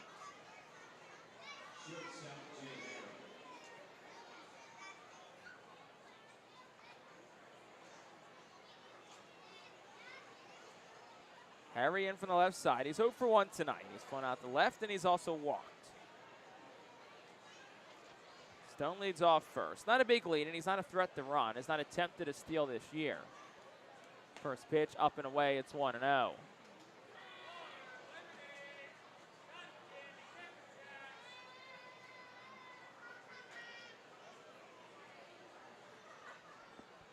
Bechtold, the righty, comes ready at the letters. 1-0. Harry swings, fouls it, back and out of play. It's 1-1. Final line tonight for Braden Falsnaut. It was a good one. Best start of the season. 6 innings, 5 hits, 2 runs, 1 earned, 1 walk, and 4 strikeouts. Currently in line for the win tonight. Let's see if the Reading bullpen can lock it down and get it for him. 1-1. Harry squares the bunt, gets it down. It's a beauty. DeMartini charges at third, and he will have no play. They will throw behind, though, the runner at second, Stone. He does dive back in head first safely. Harry pulled the trigger late on a bunt. I don't know if that was the call or not. But regardless, though, it is a bunt single for Jay Harry. And it puts men on first and second. Still no outs. Top of the order up in Edinson Paulino.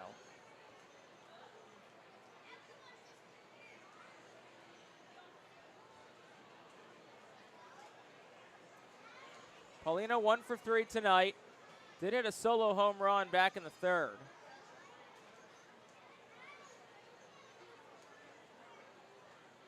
And the pitch, he squares, pulls back as the pitch misses up.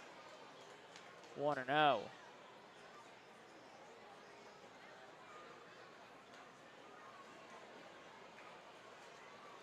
Beer at first, DeMartini at third, both up in the grass. 1-0, swinging away is Paulino, and he cuts it in and fouls it. Then the left field line out of play, 1-1. Great crowd on hand tonight. Grandstand's full, deck is full, pool is packed, the veranda is filled. The main grandstand's pretty full too. They have a great game on their hands tonight. Top of the 7th, 3-2 Reading. 1-1, bunt attempt again, gets it down but foul. All the way to the backstop, and it's 1-2.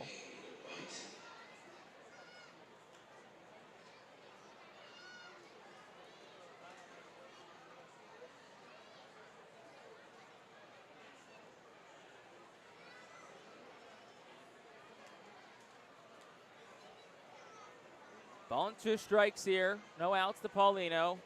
He's got an RBI tonight, up to 15 on the season. 1-2. Down for a ball, 2-2. Cutter by Bechtold, that's blocked by the catcher McIntosh. We talked about it last night, but Paul McIntosh, last couple of games, has done a great job behind home plate when it comes to blocking pitches.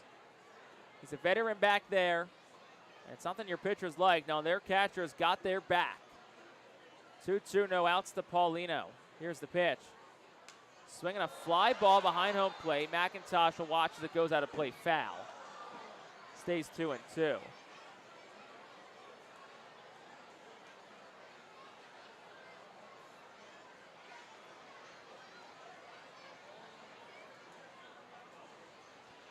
Reading holds a 1-run lead, but the Fisher Cats are threatening here in the 7th.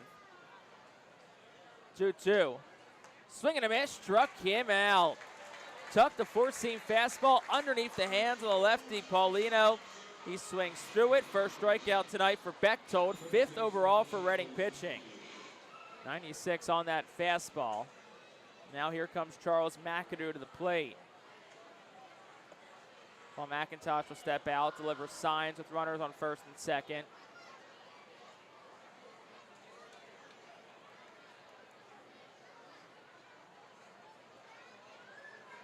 McAdoo from the right side. He's 0 for 3 tonight. Pitch home. Swing and a miss, 0-1. Big hack there to Cutter at 88. McAdoo, a couple of strikeouts tonight. Did reach on an error.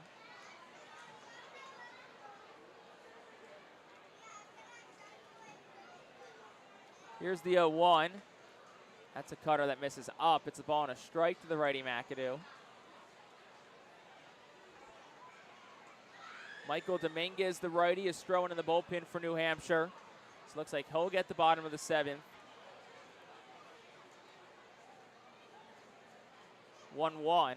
Swing and a miss by McAdoo. It's 1-2. 3 straight cutters to start this at-bat by Bechtold.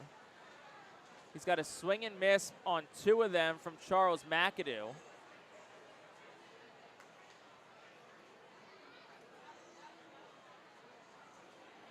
Let's see if he goes back to it for the 4th straight time. 1-2 and an out. Runners on first and second get their leads. The pitch. Trying to check his swing was McAdoo on another cutter. He does hold up. They appeal down to the first base umpire, Garrett Nelson. Neither runner is being held on.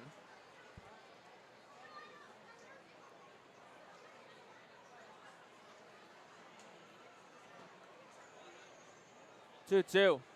Swing and a floater straight back and out of play, foul. It stays 2-2. So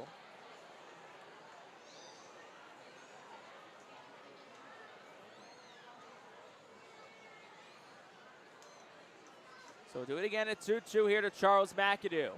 He has struggled this year. Bechtold steps off. Bechtold also facing a lot of former teammates. Spent last season in the Blue Jay system, mostly with New Hampshire. 2-2. Swing and a miss. He struck him out. Reared back to 97 there for Bechtold. Back-to-back strikeouts for him. 3rd time McAdoo's been punched out tonight. And that'll bring Jace Borfin to the plate.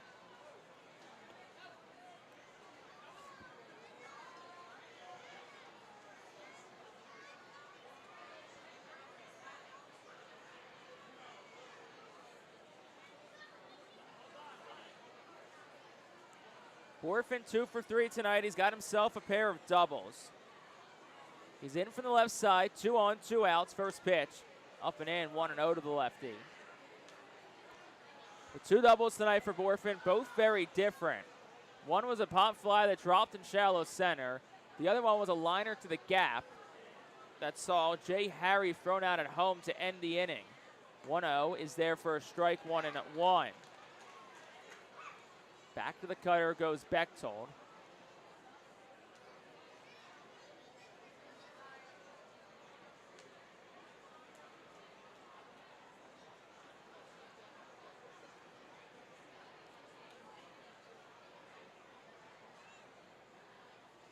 Borfin the batter. Bechtold steps off again.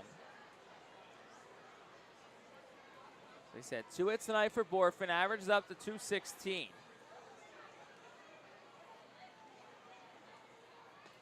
Next pitch, a bit down the Borfin. It's 2-1. Borfin a 160 hitter, 8 for 50 with runners in scoring position. 243, 18 for 74 when batting with 2 outs. 2 on the count with 2 outs. The pitch, swing and a miss, 2-2. Fastball at 96 from Bechtold. So it was a single to Alex Stone and a bunt single by Jay Harry. It was first and second, no outs. Paulino struck out, McAdoo struck out, and Bechtold's trying to get out of this jam in the 7th. The righty, the former Fisher Cat, comes set. The 2-2 pitch. Swinging a tapper towards first, but foul. Right to the first base coach's box. We'll do it again at 2-2.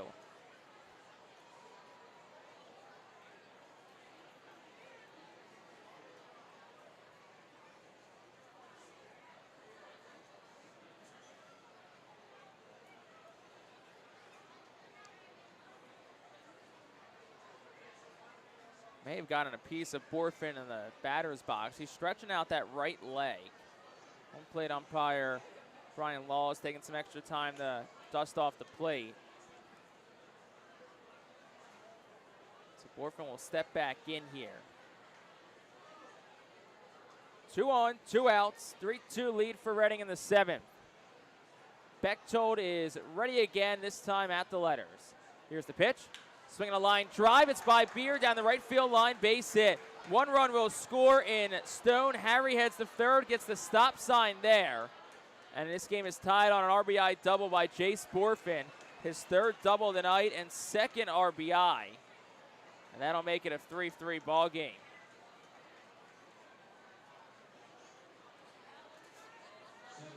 So Braden Falsnaw, despite a strong start tonight, can no longer collect the win.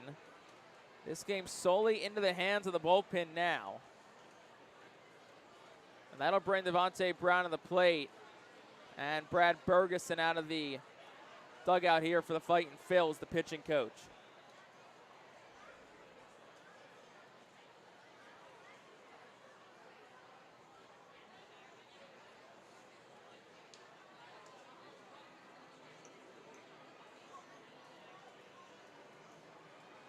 Looks like Jack Dallas is starting to get loose for the Fightin' Phils.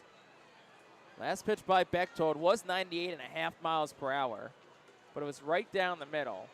And Jace Borfman, who's had himself a good night, made him pay for it.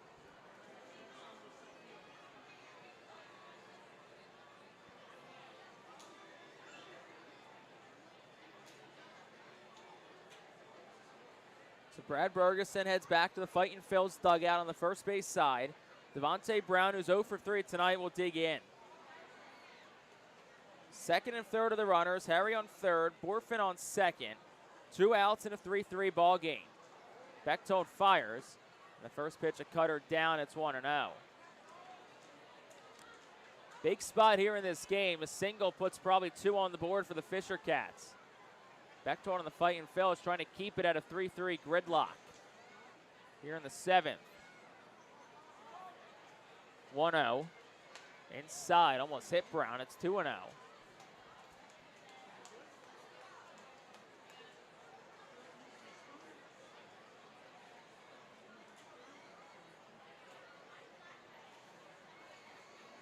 Infield back, not holding the runners on. 2-0 pitch. Swung on, ground ball through the hole, left side, base hit. 1 run scores, Borfman around third. Here's the throw home, it's offline. It gets by McIntosh all the way to the backstop. Big turnaround second for Brown, but he'll stop there. And it's a 2-run single for Devontae Brown, and the Fisher Cats grab a 5-3 lead.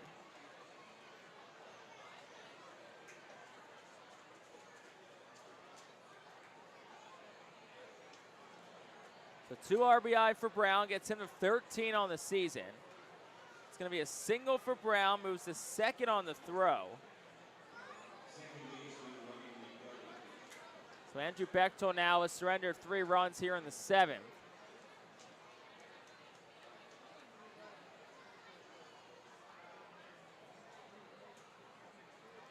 Here's the pitch, runner goes, pitches down for a ball, no throw to third. So Brown is safe on a stolen base. 3rd of the season in as many attempts. And it's a 1-ball, no strike count to Ryan McCarty.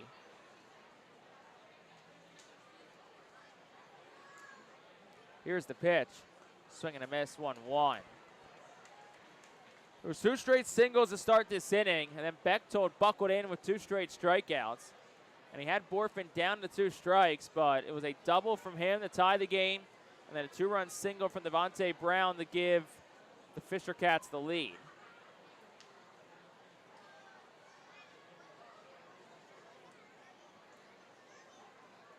One is been outside, 2 balls and 1 strike. Jack Dallas throwing now in the running bullpen. Got to think this is probably the last batter no matter what for Bechtold. He's at 28 total pitches. 2-1. Swinging a line drive foul down the left field line and out of play. 2-2.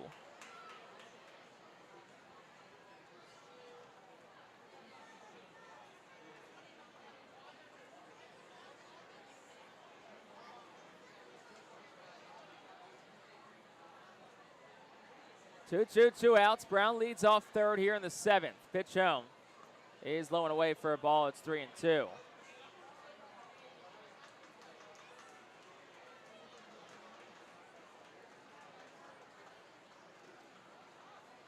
Ryan McCarty 1 for 3 tonight. He doubled back in the 6th. 3-2 is down ball 4. First walk issued by Bechtold. That'll bring Cade Doty to the plate. 5-3 game, men on the corners, 2 outs.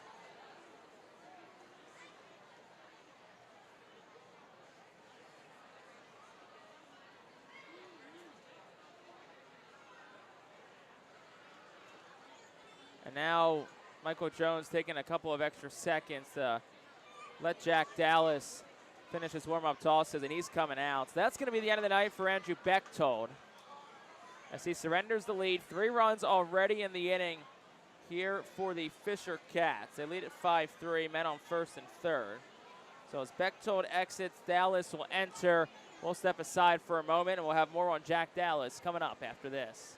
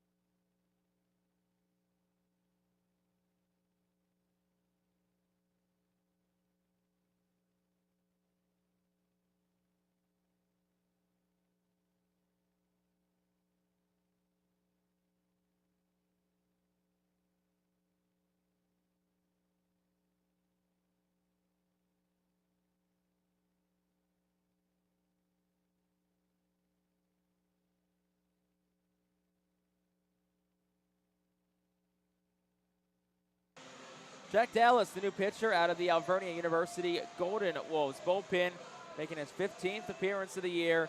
No decisions, no saves, an ERA of 4.63, 23 strikeouts and 6 walks over 23 1/3 innings pitched. So Dallas in for Andrew Bechtold, who failed to get out of the 7th inning. So far on the hook for 3 runs, 4 hits. Did strike out a couple and walked 1. And now Dallas, who's inherited 3 runners this year, has allowed 1 to score.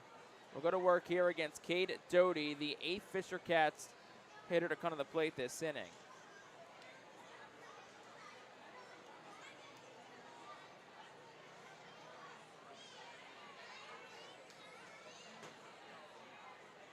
Men on the corners, 2 outs, first pitch, up, it's 1-0. 5-3 our score, Fightin Phillies do trail.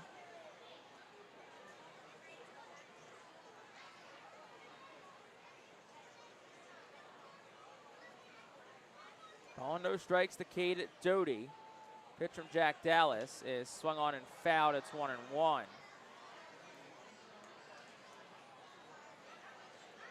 Cade Doty tonight's 1 for 3. He did have a single back in the 2nd.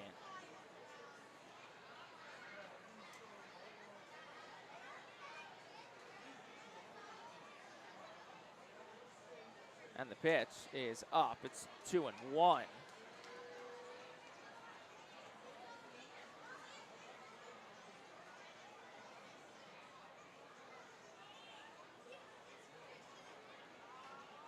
Two balls and a strike to count to Doty. 5-3 lead for the Fisher Cats. Men on the corners, 2 outs. The pitch is been up for a ball. It's 3-1. Michael Dominguez, who has been throwing in the Fisher Cats bullpen for quite a while at this point.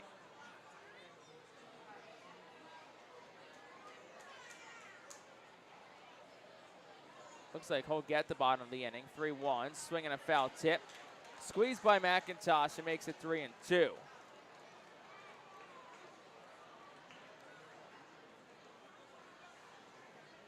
Time is called by Cade Doty. Struck out in the 4th, flew out the right back in the 6th.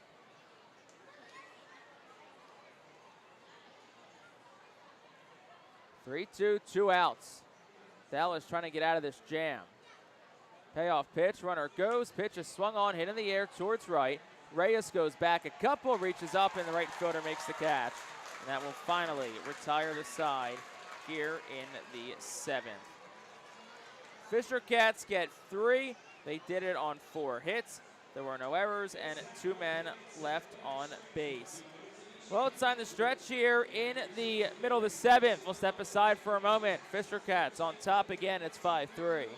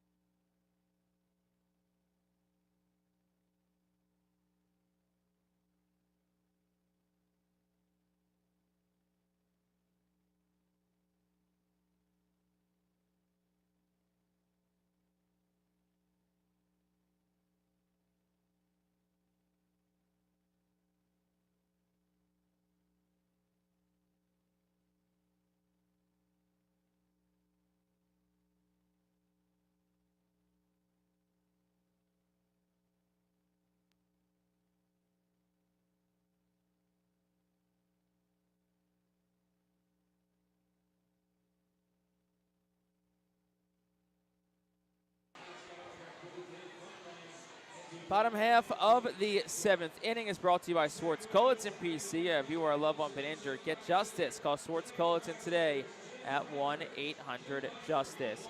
New pitcher is on for the Fisher Cats. That is Michael Dominguez, the right-handed arm.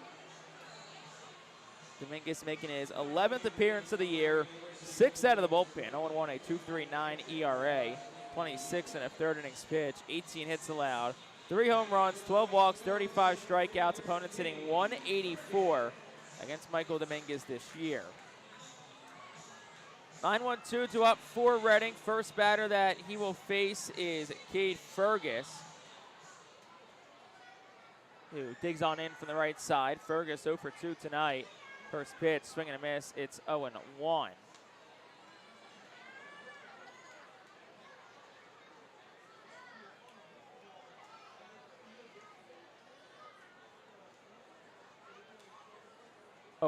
Fergus takes that for a called strike. 0-2. So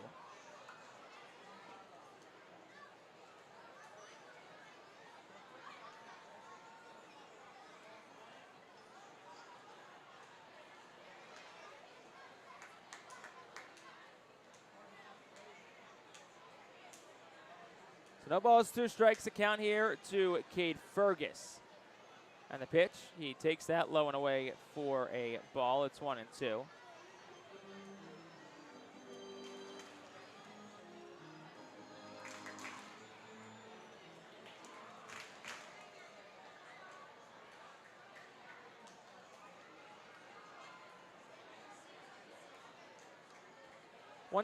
Fergus swings, pops it up, first base side. McAdoo gives it a look as it goes out of play. Foul, 1-2.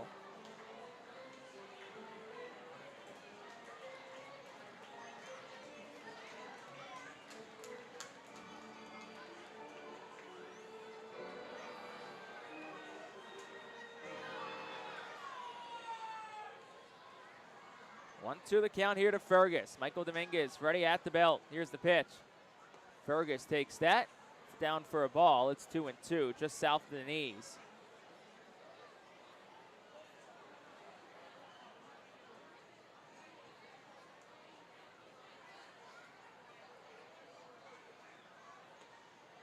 Next pitch to Fergus, a bit down, 3-2.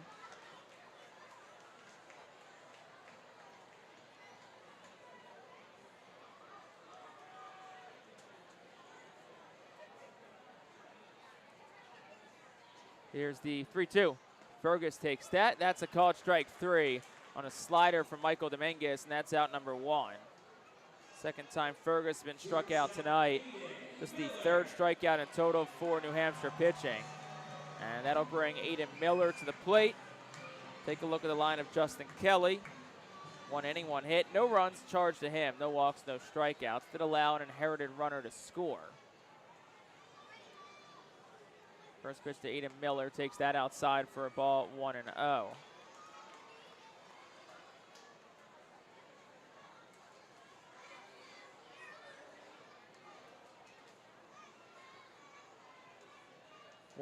Miller takes that at the knees for a called strike, 1-1. Sinker, good spot there from Dominguez.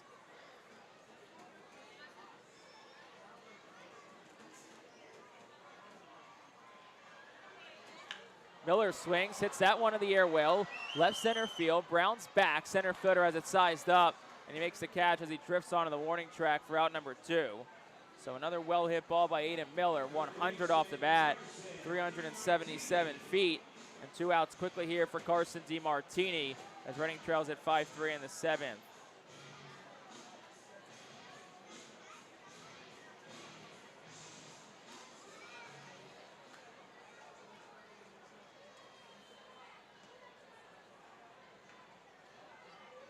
First pitch to DiMartini is a ball. It's 1-0.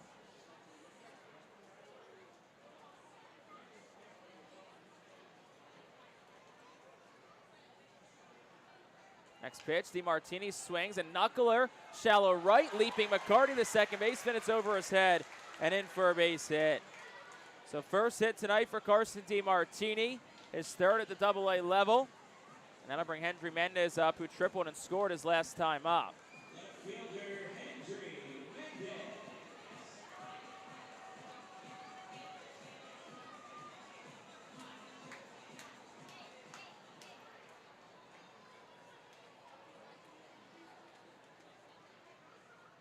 First pitch is a strike to Mendez at the knees. It's 0-1.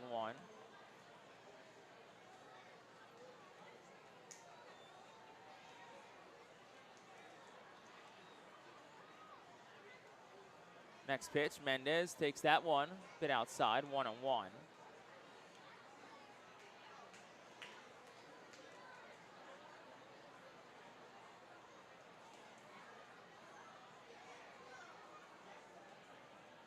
Next pitch, runner goes. Pitch inside for a ball. Throw to second. Will not be in time. DeMartini has the bag stolen. Third stolen base already for DeMartini since joining Reading yesterday. And the Fightin Phils have a man in scoring position here of 2 outs, and Hendry Mendez the batter. 5-3. Fisher Cats lead. 2-1. Mendez takes outside. It's 3-1.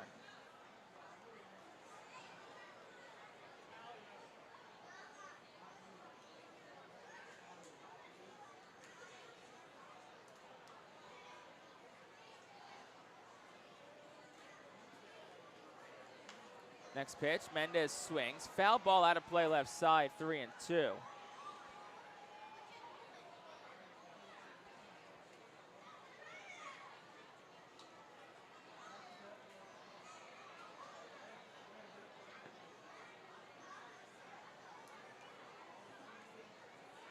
The 3-2, 2 outs. DeMartini leads off a second. Here's the pitch to Mendez. Swing and a miss. He tried to hold up but couldn't. Brian Law said he went around, and that will end the inning. Couple of strikeouts for Michael Dominguez in the frame.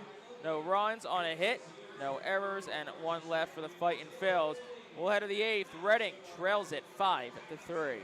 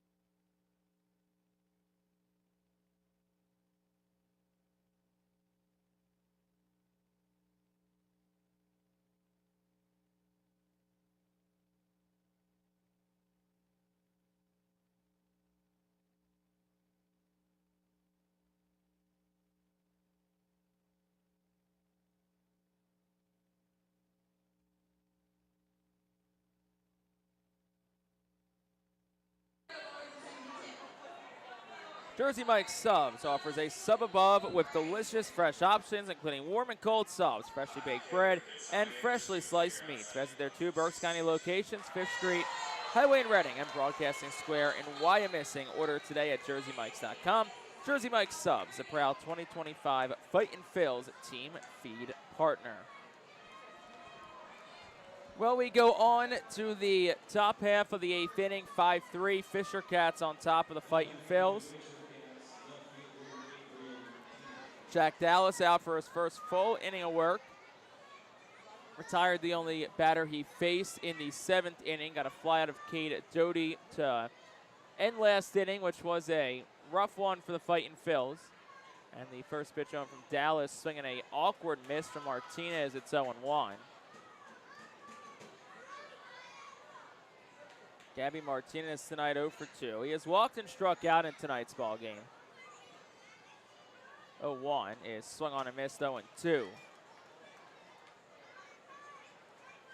3 runs in total for the Fisher Cats last inning. All charged the line of Andrew Bechtold, who allowed 4 hits over 2/3 of an inning, along with a walk and 2 strikeouts. The 0-2, Martinez swings at it. Hits in the air well, left center field. Into the alley goes Mendez, and the left fielder tracks it down in left center for out number 1. And that'll bring Alex Stone to the plate.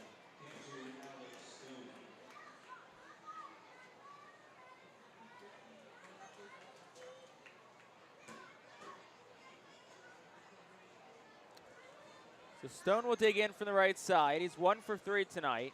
He led off the 7th with a single. First pitch to him's a hair inside. It's 1-0. He also scored a run.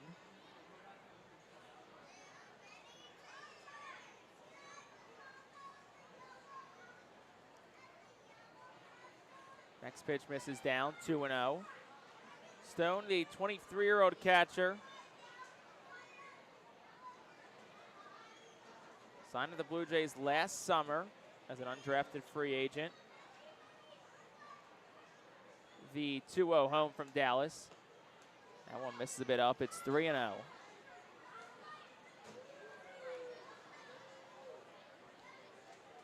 Dallas pitched a couple of times last week at Harrisburg. 3-0. There for a strike, 3-1. Most recently Sunday, went a scoreless inning and a strikeout. No hits allowed.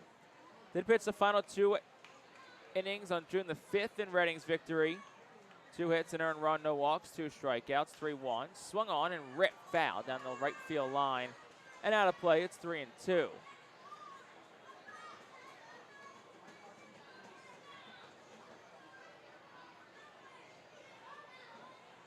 So Dallas has worked his way back in this count. Here's the 3-2.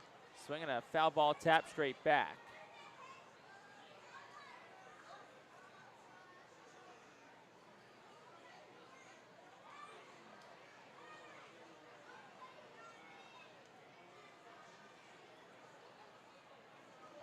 So full count again. This will be the 7th pitch of the at-bat. Here it is. Swinging a pop fly, shallow right. Beer back, more races over. In comes Reyes and Robert Moore. Great job by the second baseman to get to the spot and make the catch for out number 2. That'll bring Jay Harry to the plate for the fight in Phil's opponent, New Hampshire.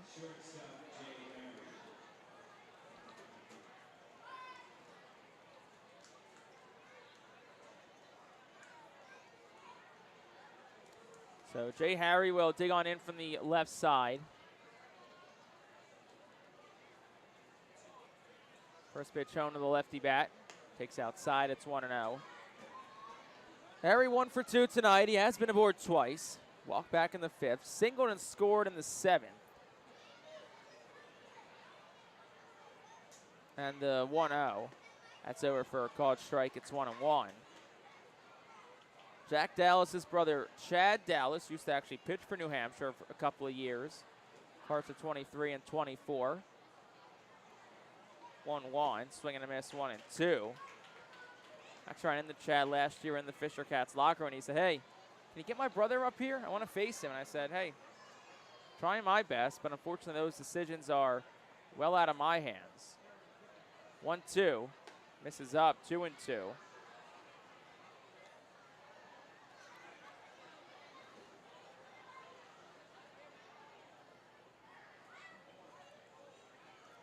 2-2, 2 outs, top 8. Dallas's pitch. Swinging a fly ball behind home plate. It goes out of play, foul into the seats. It'll stay 2-2.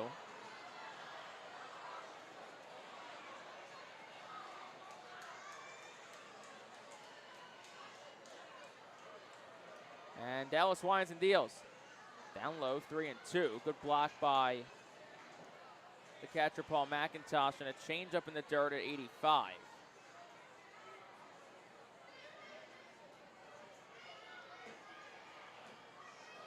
Full count, 2 outs. Dallas's payoff pitch.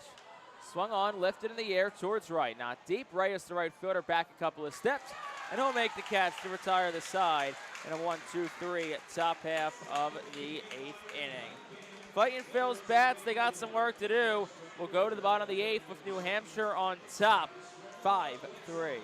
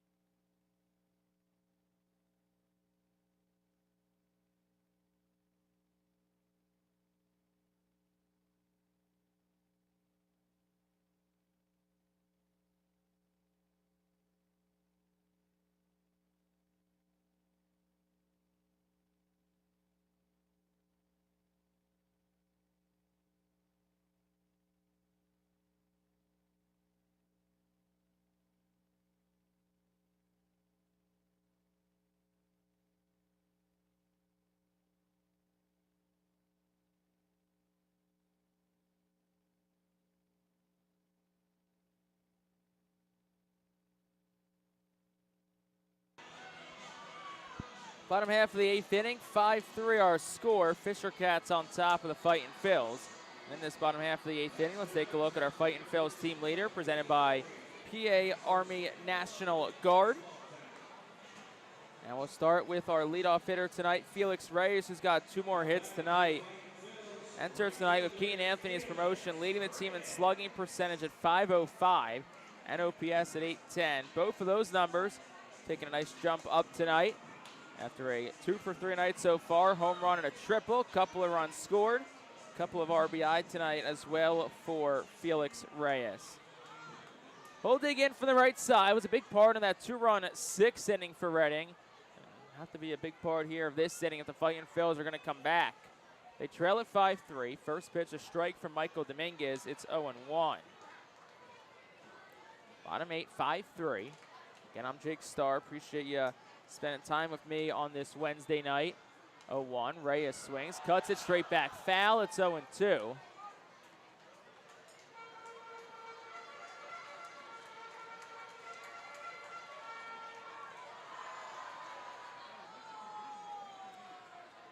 Dominguez faced 4 batters last inning. He allowed a 2-out single to DeMartini, but that was it. 0-2. Reyes takes it down 1-2. So Reyes now at .304 on the season. He's got 5 home runs. And with 2 more RBI tonight, he's up to 15.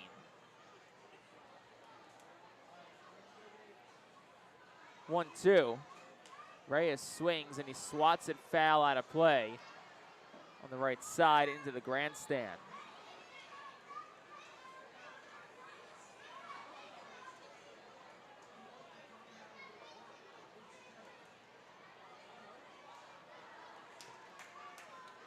The 1-2. Reyes swing and a fight foul straight back. It stays 1-2.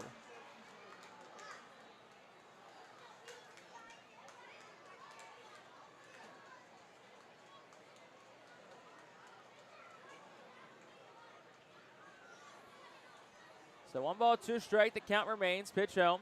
Reyes takes that down 2-2. 6th pitch of the at-bat for Reyes. He said, Fightin Phils, lots of long at-bats this week.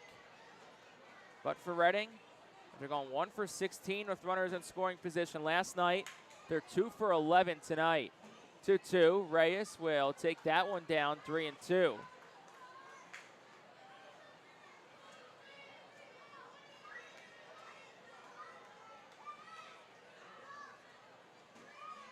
Here's the pitch.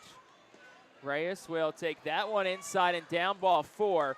Gutsy take, gutsy plate appearance for Felix Reyes. Works himself an 8-pitch walk. First walk issued by Dominguez, 3rd overall by Harrisburg pitching. Excuse me, New Hampshire pitching. And that'll bring the tying run, Paul McIntosh, to the plate.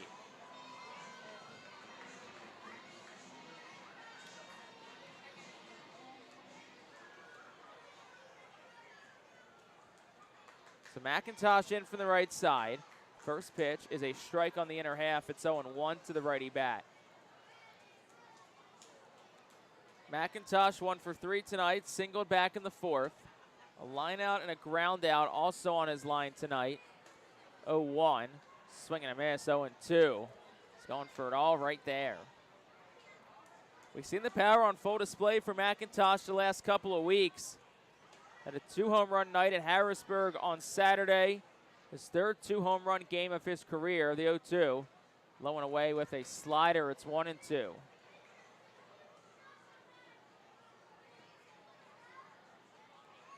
Veteran catcher McIntosh came from the Marlins in the Jesus Luzardo trade. 1-2.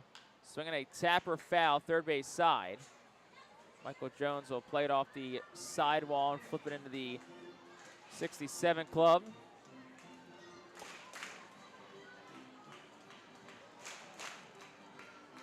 McIntosh 242, 4 home runs. He's driven in 15. 1-2. Down low, gets away from the catcher. Great read by Reyes. Throw to second is late. Felix Reyes will have second taken on a wild pitch by Michael Dominguez. An excellent read. It didn't get that far away from Stone, but far enough away for Reyes to take second. Now puts a man in scoring position for the Fightin' Phils.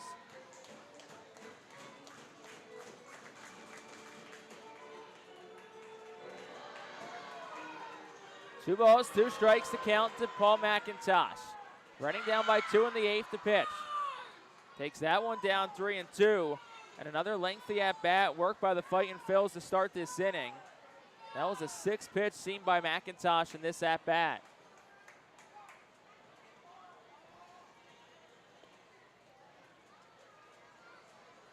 (3-2).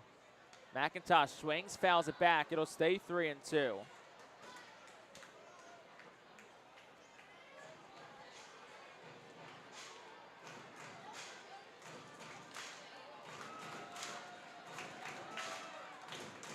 Full count to Paul McIntosh. Time's called.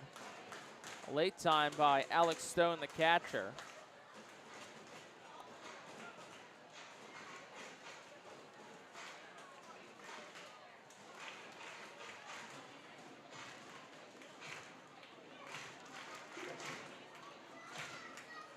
Stone with some words for his pitcher. I don't know if it's a pitch discussion or if it's a science discussion with Reyes on second. McIntosh digs back in. 3-2 the count to him. Reyes leads off second. Redding down by 2. The pitch. Swing and a miss. That's strike number 3. Third strikeout for Michael Dominguez. He wins a 9-pitch battle there with Paul McIntosh. And that'll bring Seth Beer to the plate with 1 out here in the inning.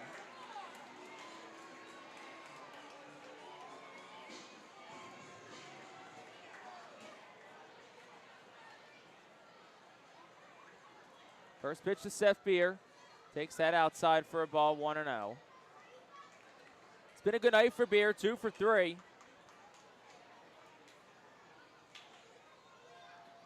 Four for 8 so far on the week. On a 5-game hitting streak. 1-0. He swings and he pops it up high and deep, right center field. Borfin's back at the track. The yard will hold it.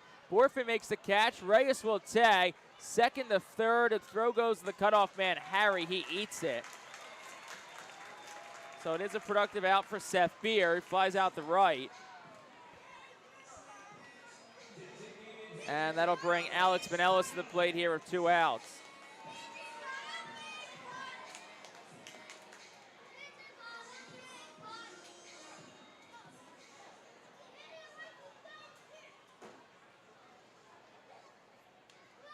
So Pinellas in, first pitch. He swings, line drive into right field. That'll be a base hit. Reyes trots home to score, and the Fightin' Phils get 1 back. They now trail at 5-4. First RBI for Alex Pinellas in a Fightin' Phils uniform, and that'll bring Robert Moore to the plate now for Reading.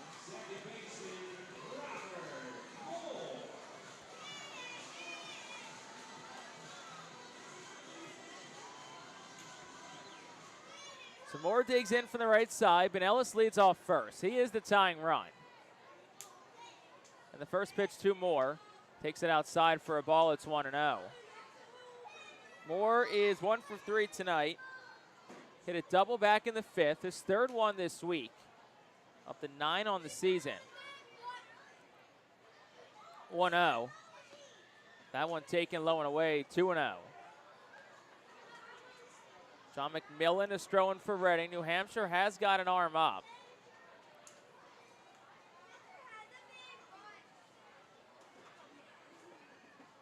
Dominguez ready. Here's the pitch.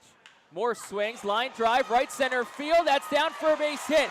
Up the alley and off the wall. Pinellas heads to third. He's going to get waved home. Here is the throw to the plate. Pinellas is out at home.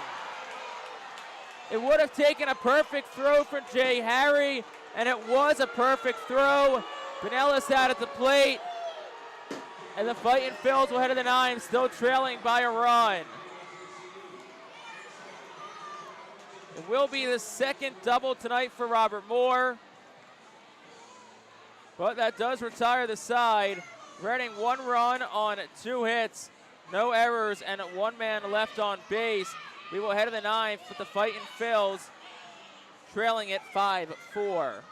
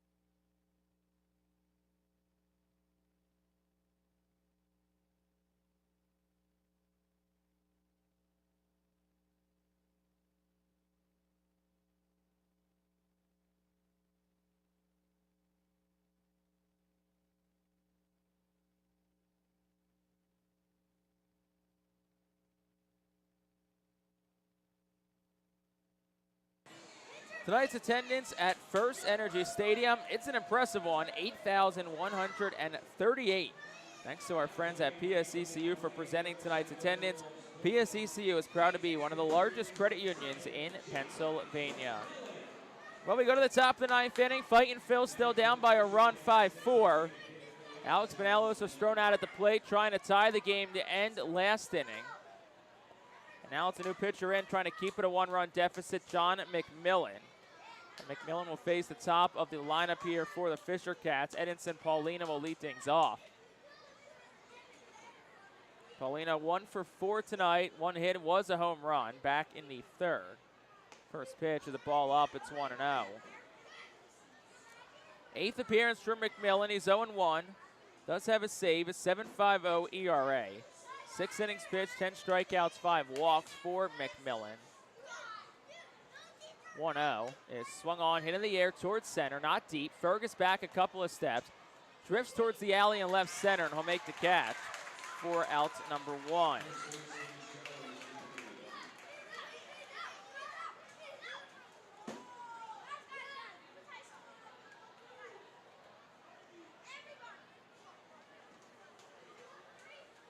Charles McAdoo will dig in from the right side. Fightin Phil's in the bottom of the ninth. It'll be 9-1-2. Fergus, Miller, DeMartini, the 3-2 up for Reading. Here's the pitch. That's there for a called strike, 0-1. Good night for Jack Dallas. Inning in a third. Zeros across the rest of the way, so base 4 retired 4. 0-1. Down for a ball, it's 1-1.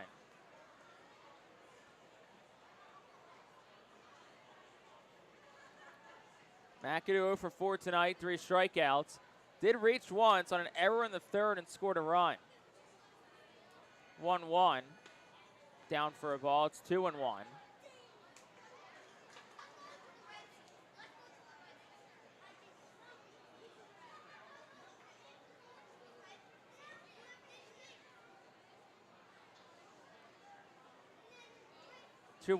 Swinging a line drive. DeMartini leaps, but it's out of his reach down the left field line, base hit. Mendez gets there to cut it off. Big turn around first, but he'll stop there. So it's a 1-out single for Charles McAdoo, his first hit of the night. And that'll bring Jace Borfin up, who's had a great night.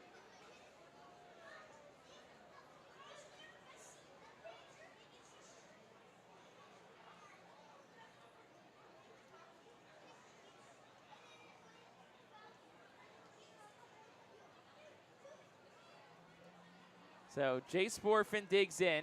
3 doubles tonight, and the pitch is a strike. It's 0-1.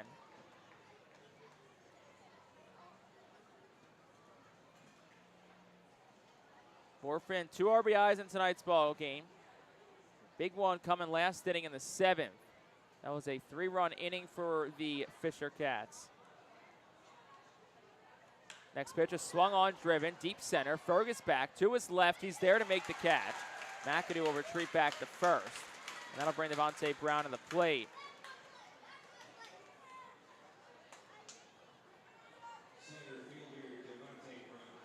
Fightin Phil's tonight wearing their home pinstripe jerseys for the 2nd straight night. Obviously, Reading switches up uniforms a lot, but great work by the clubhouse staff, led by Nick Sklenerick and his crew, for making sure those pinstripe jerseys stay nice and clean from last night's game to tonight's game. Here's Devontae Brown. First pitch is a foul tip strike. It's 0-1.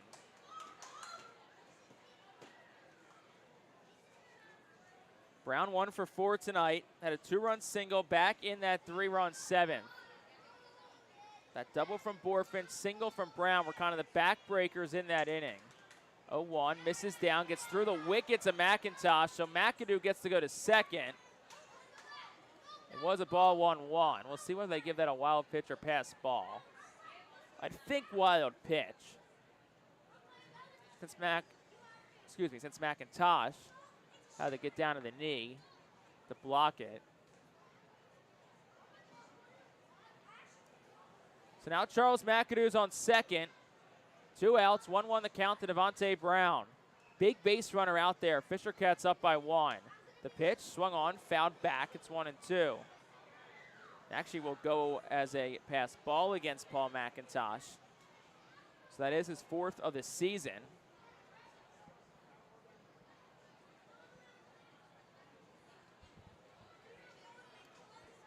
Home plate umpire Brian Laws walked a new baseball out to John McMillan. Not sure if that last foul ball got a piece of McIntosh or not, but took a couple of extra seconds getting back to his post. So 1-2, 2 outs, the count to Devontae Brown. Here's the pitch. Just missed outside, 2-2. McMillan was 3 steps towards the dugout. Thought that was strike 3. When we had it up here, it looked like it was a hair off the plate. So 2-2, 2 outs to Brown. 5-4 Fisher Cats lead in the 9th. Here's the pitch. That one gets the outside corner, called strike 3, and that will retire the side. For New Hampshire in the 9th, no runs on a hit. 1 man left on base. We'll head to the home half of the 9th. It's rally time for the Fightin' Phils. They trail the Fisher Cats 5-4.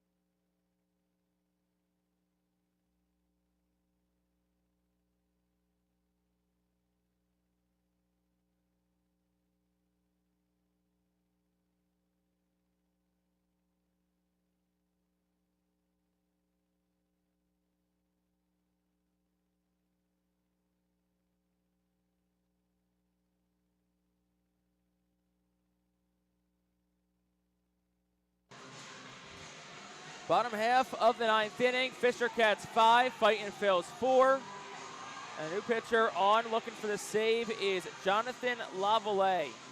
17th appearance this year. He's 1-2, a 6.86 ERA. 1 for 3 in save opportunities, 19 2/3 innings pitched. He has allowed a home run. He has walked 17. He has struck out 22. Opponents hitting .263 against Lavallee this year.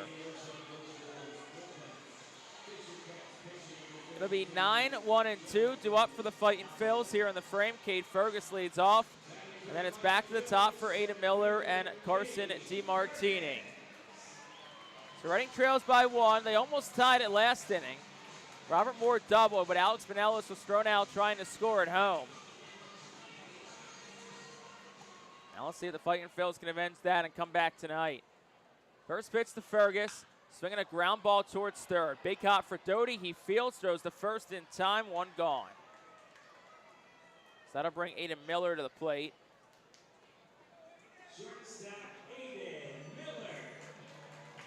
Michael Dominguez, 2 innings, 3 hits, an earned run, 1 walk, and 3 strikeouts.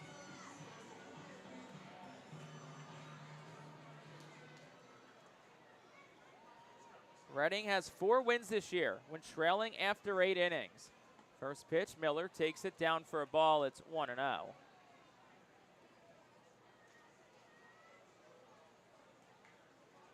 Aiden Miller tonight is 0 for 3. Next pitch down, 2-0. Phillies number 2 prospect did work a walk in the first and stole a base, and since then, though, it's been a couple of ground outs and a fly out. 2-0, up 3-0.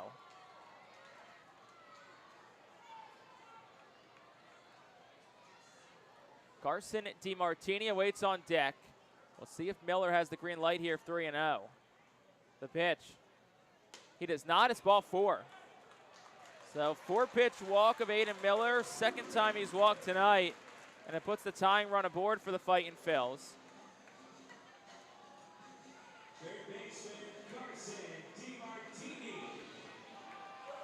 So tying runs on first, winning run steps to the plate here, and Carson DiMartini. DiMartini's 1 for 4 tonight, singled and stole a base his last time up. First pitch, Miller goes. First pitch, a strike throw to seconds late. It bounced, blocked by Harry, and Aiden Miller has the base stolen quite easily. 24th stolen base of the year for Aiden Miller, as that number just keeps ticking on up. Most stolen bases in the Eastern League for Miller. Paul was a strike, so it's 0-1 to DiMartini. Single should tie the game. Here's the pitch. Swinging a line drive foul left side. It's 0-2. Goes out of play.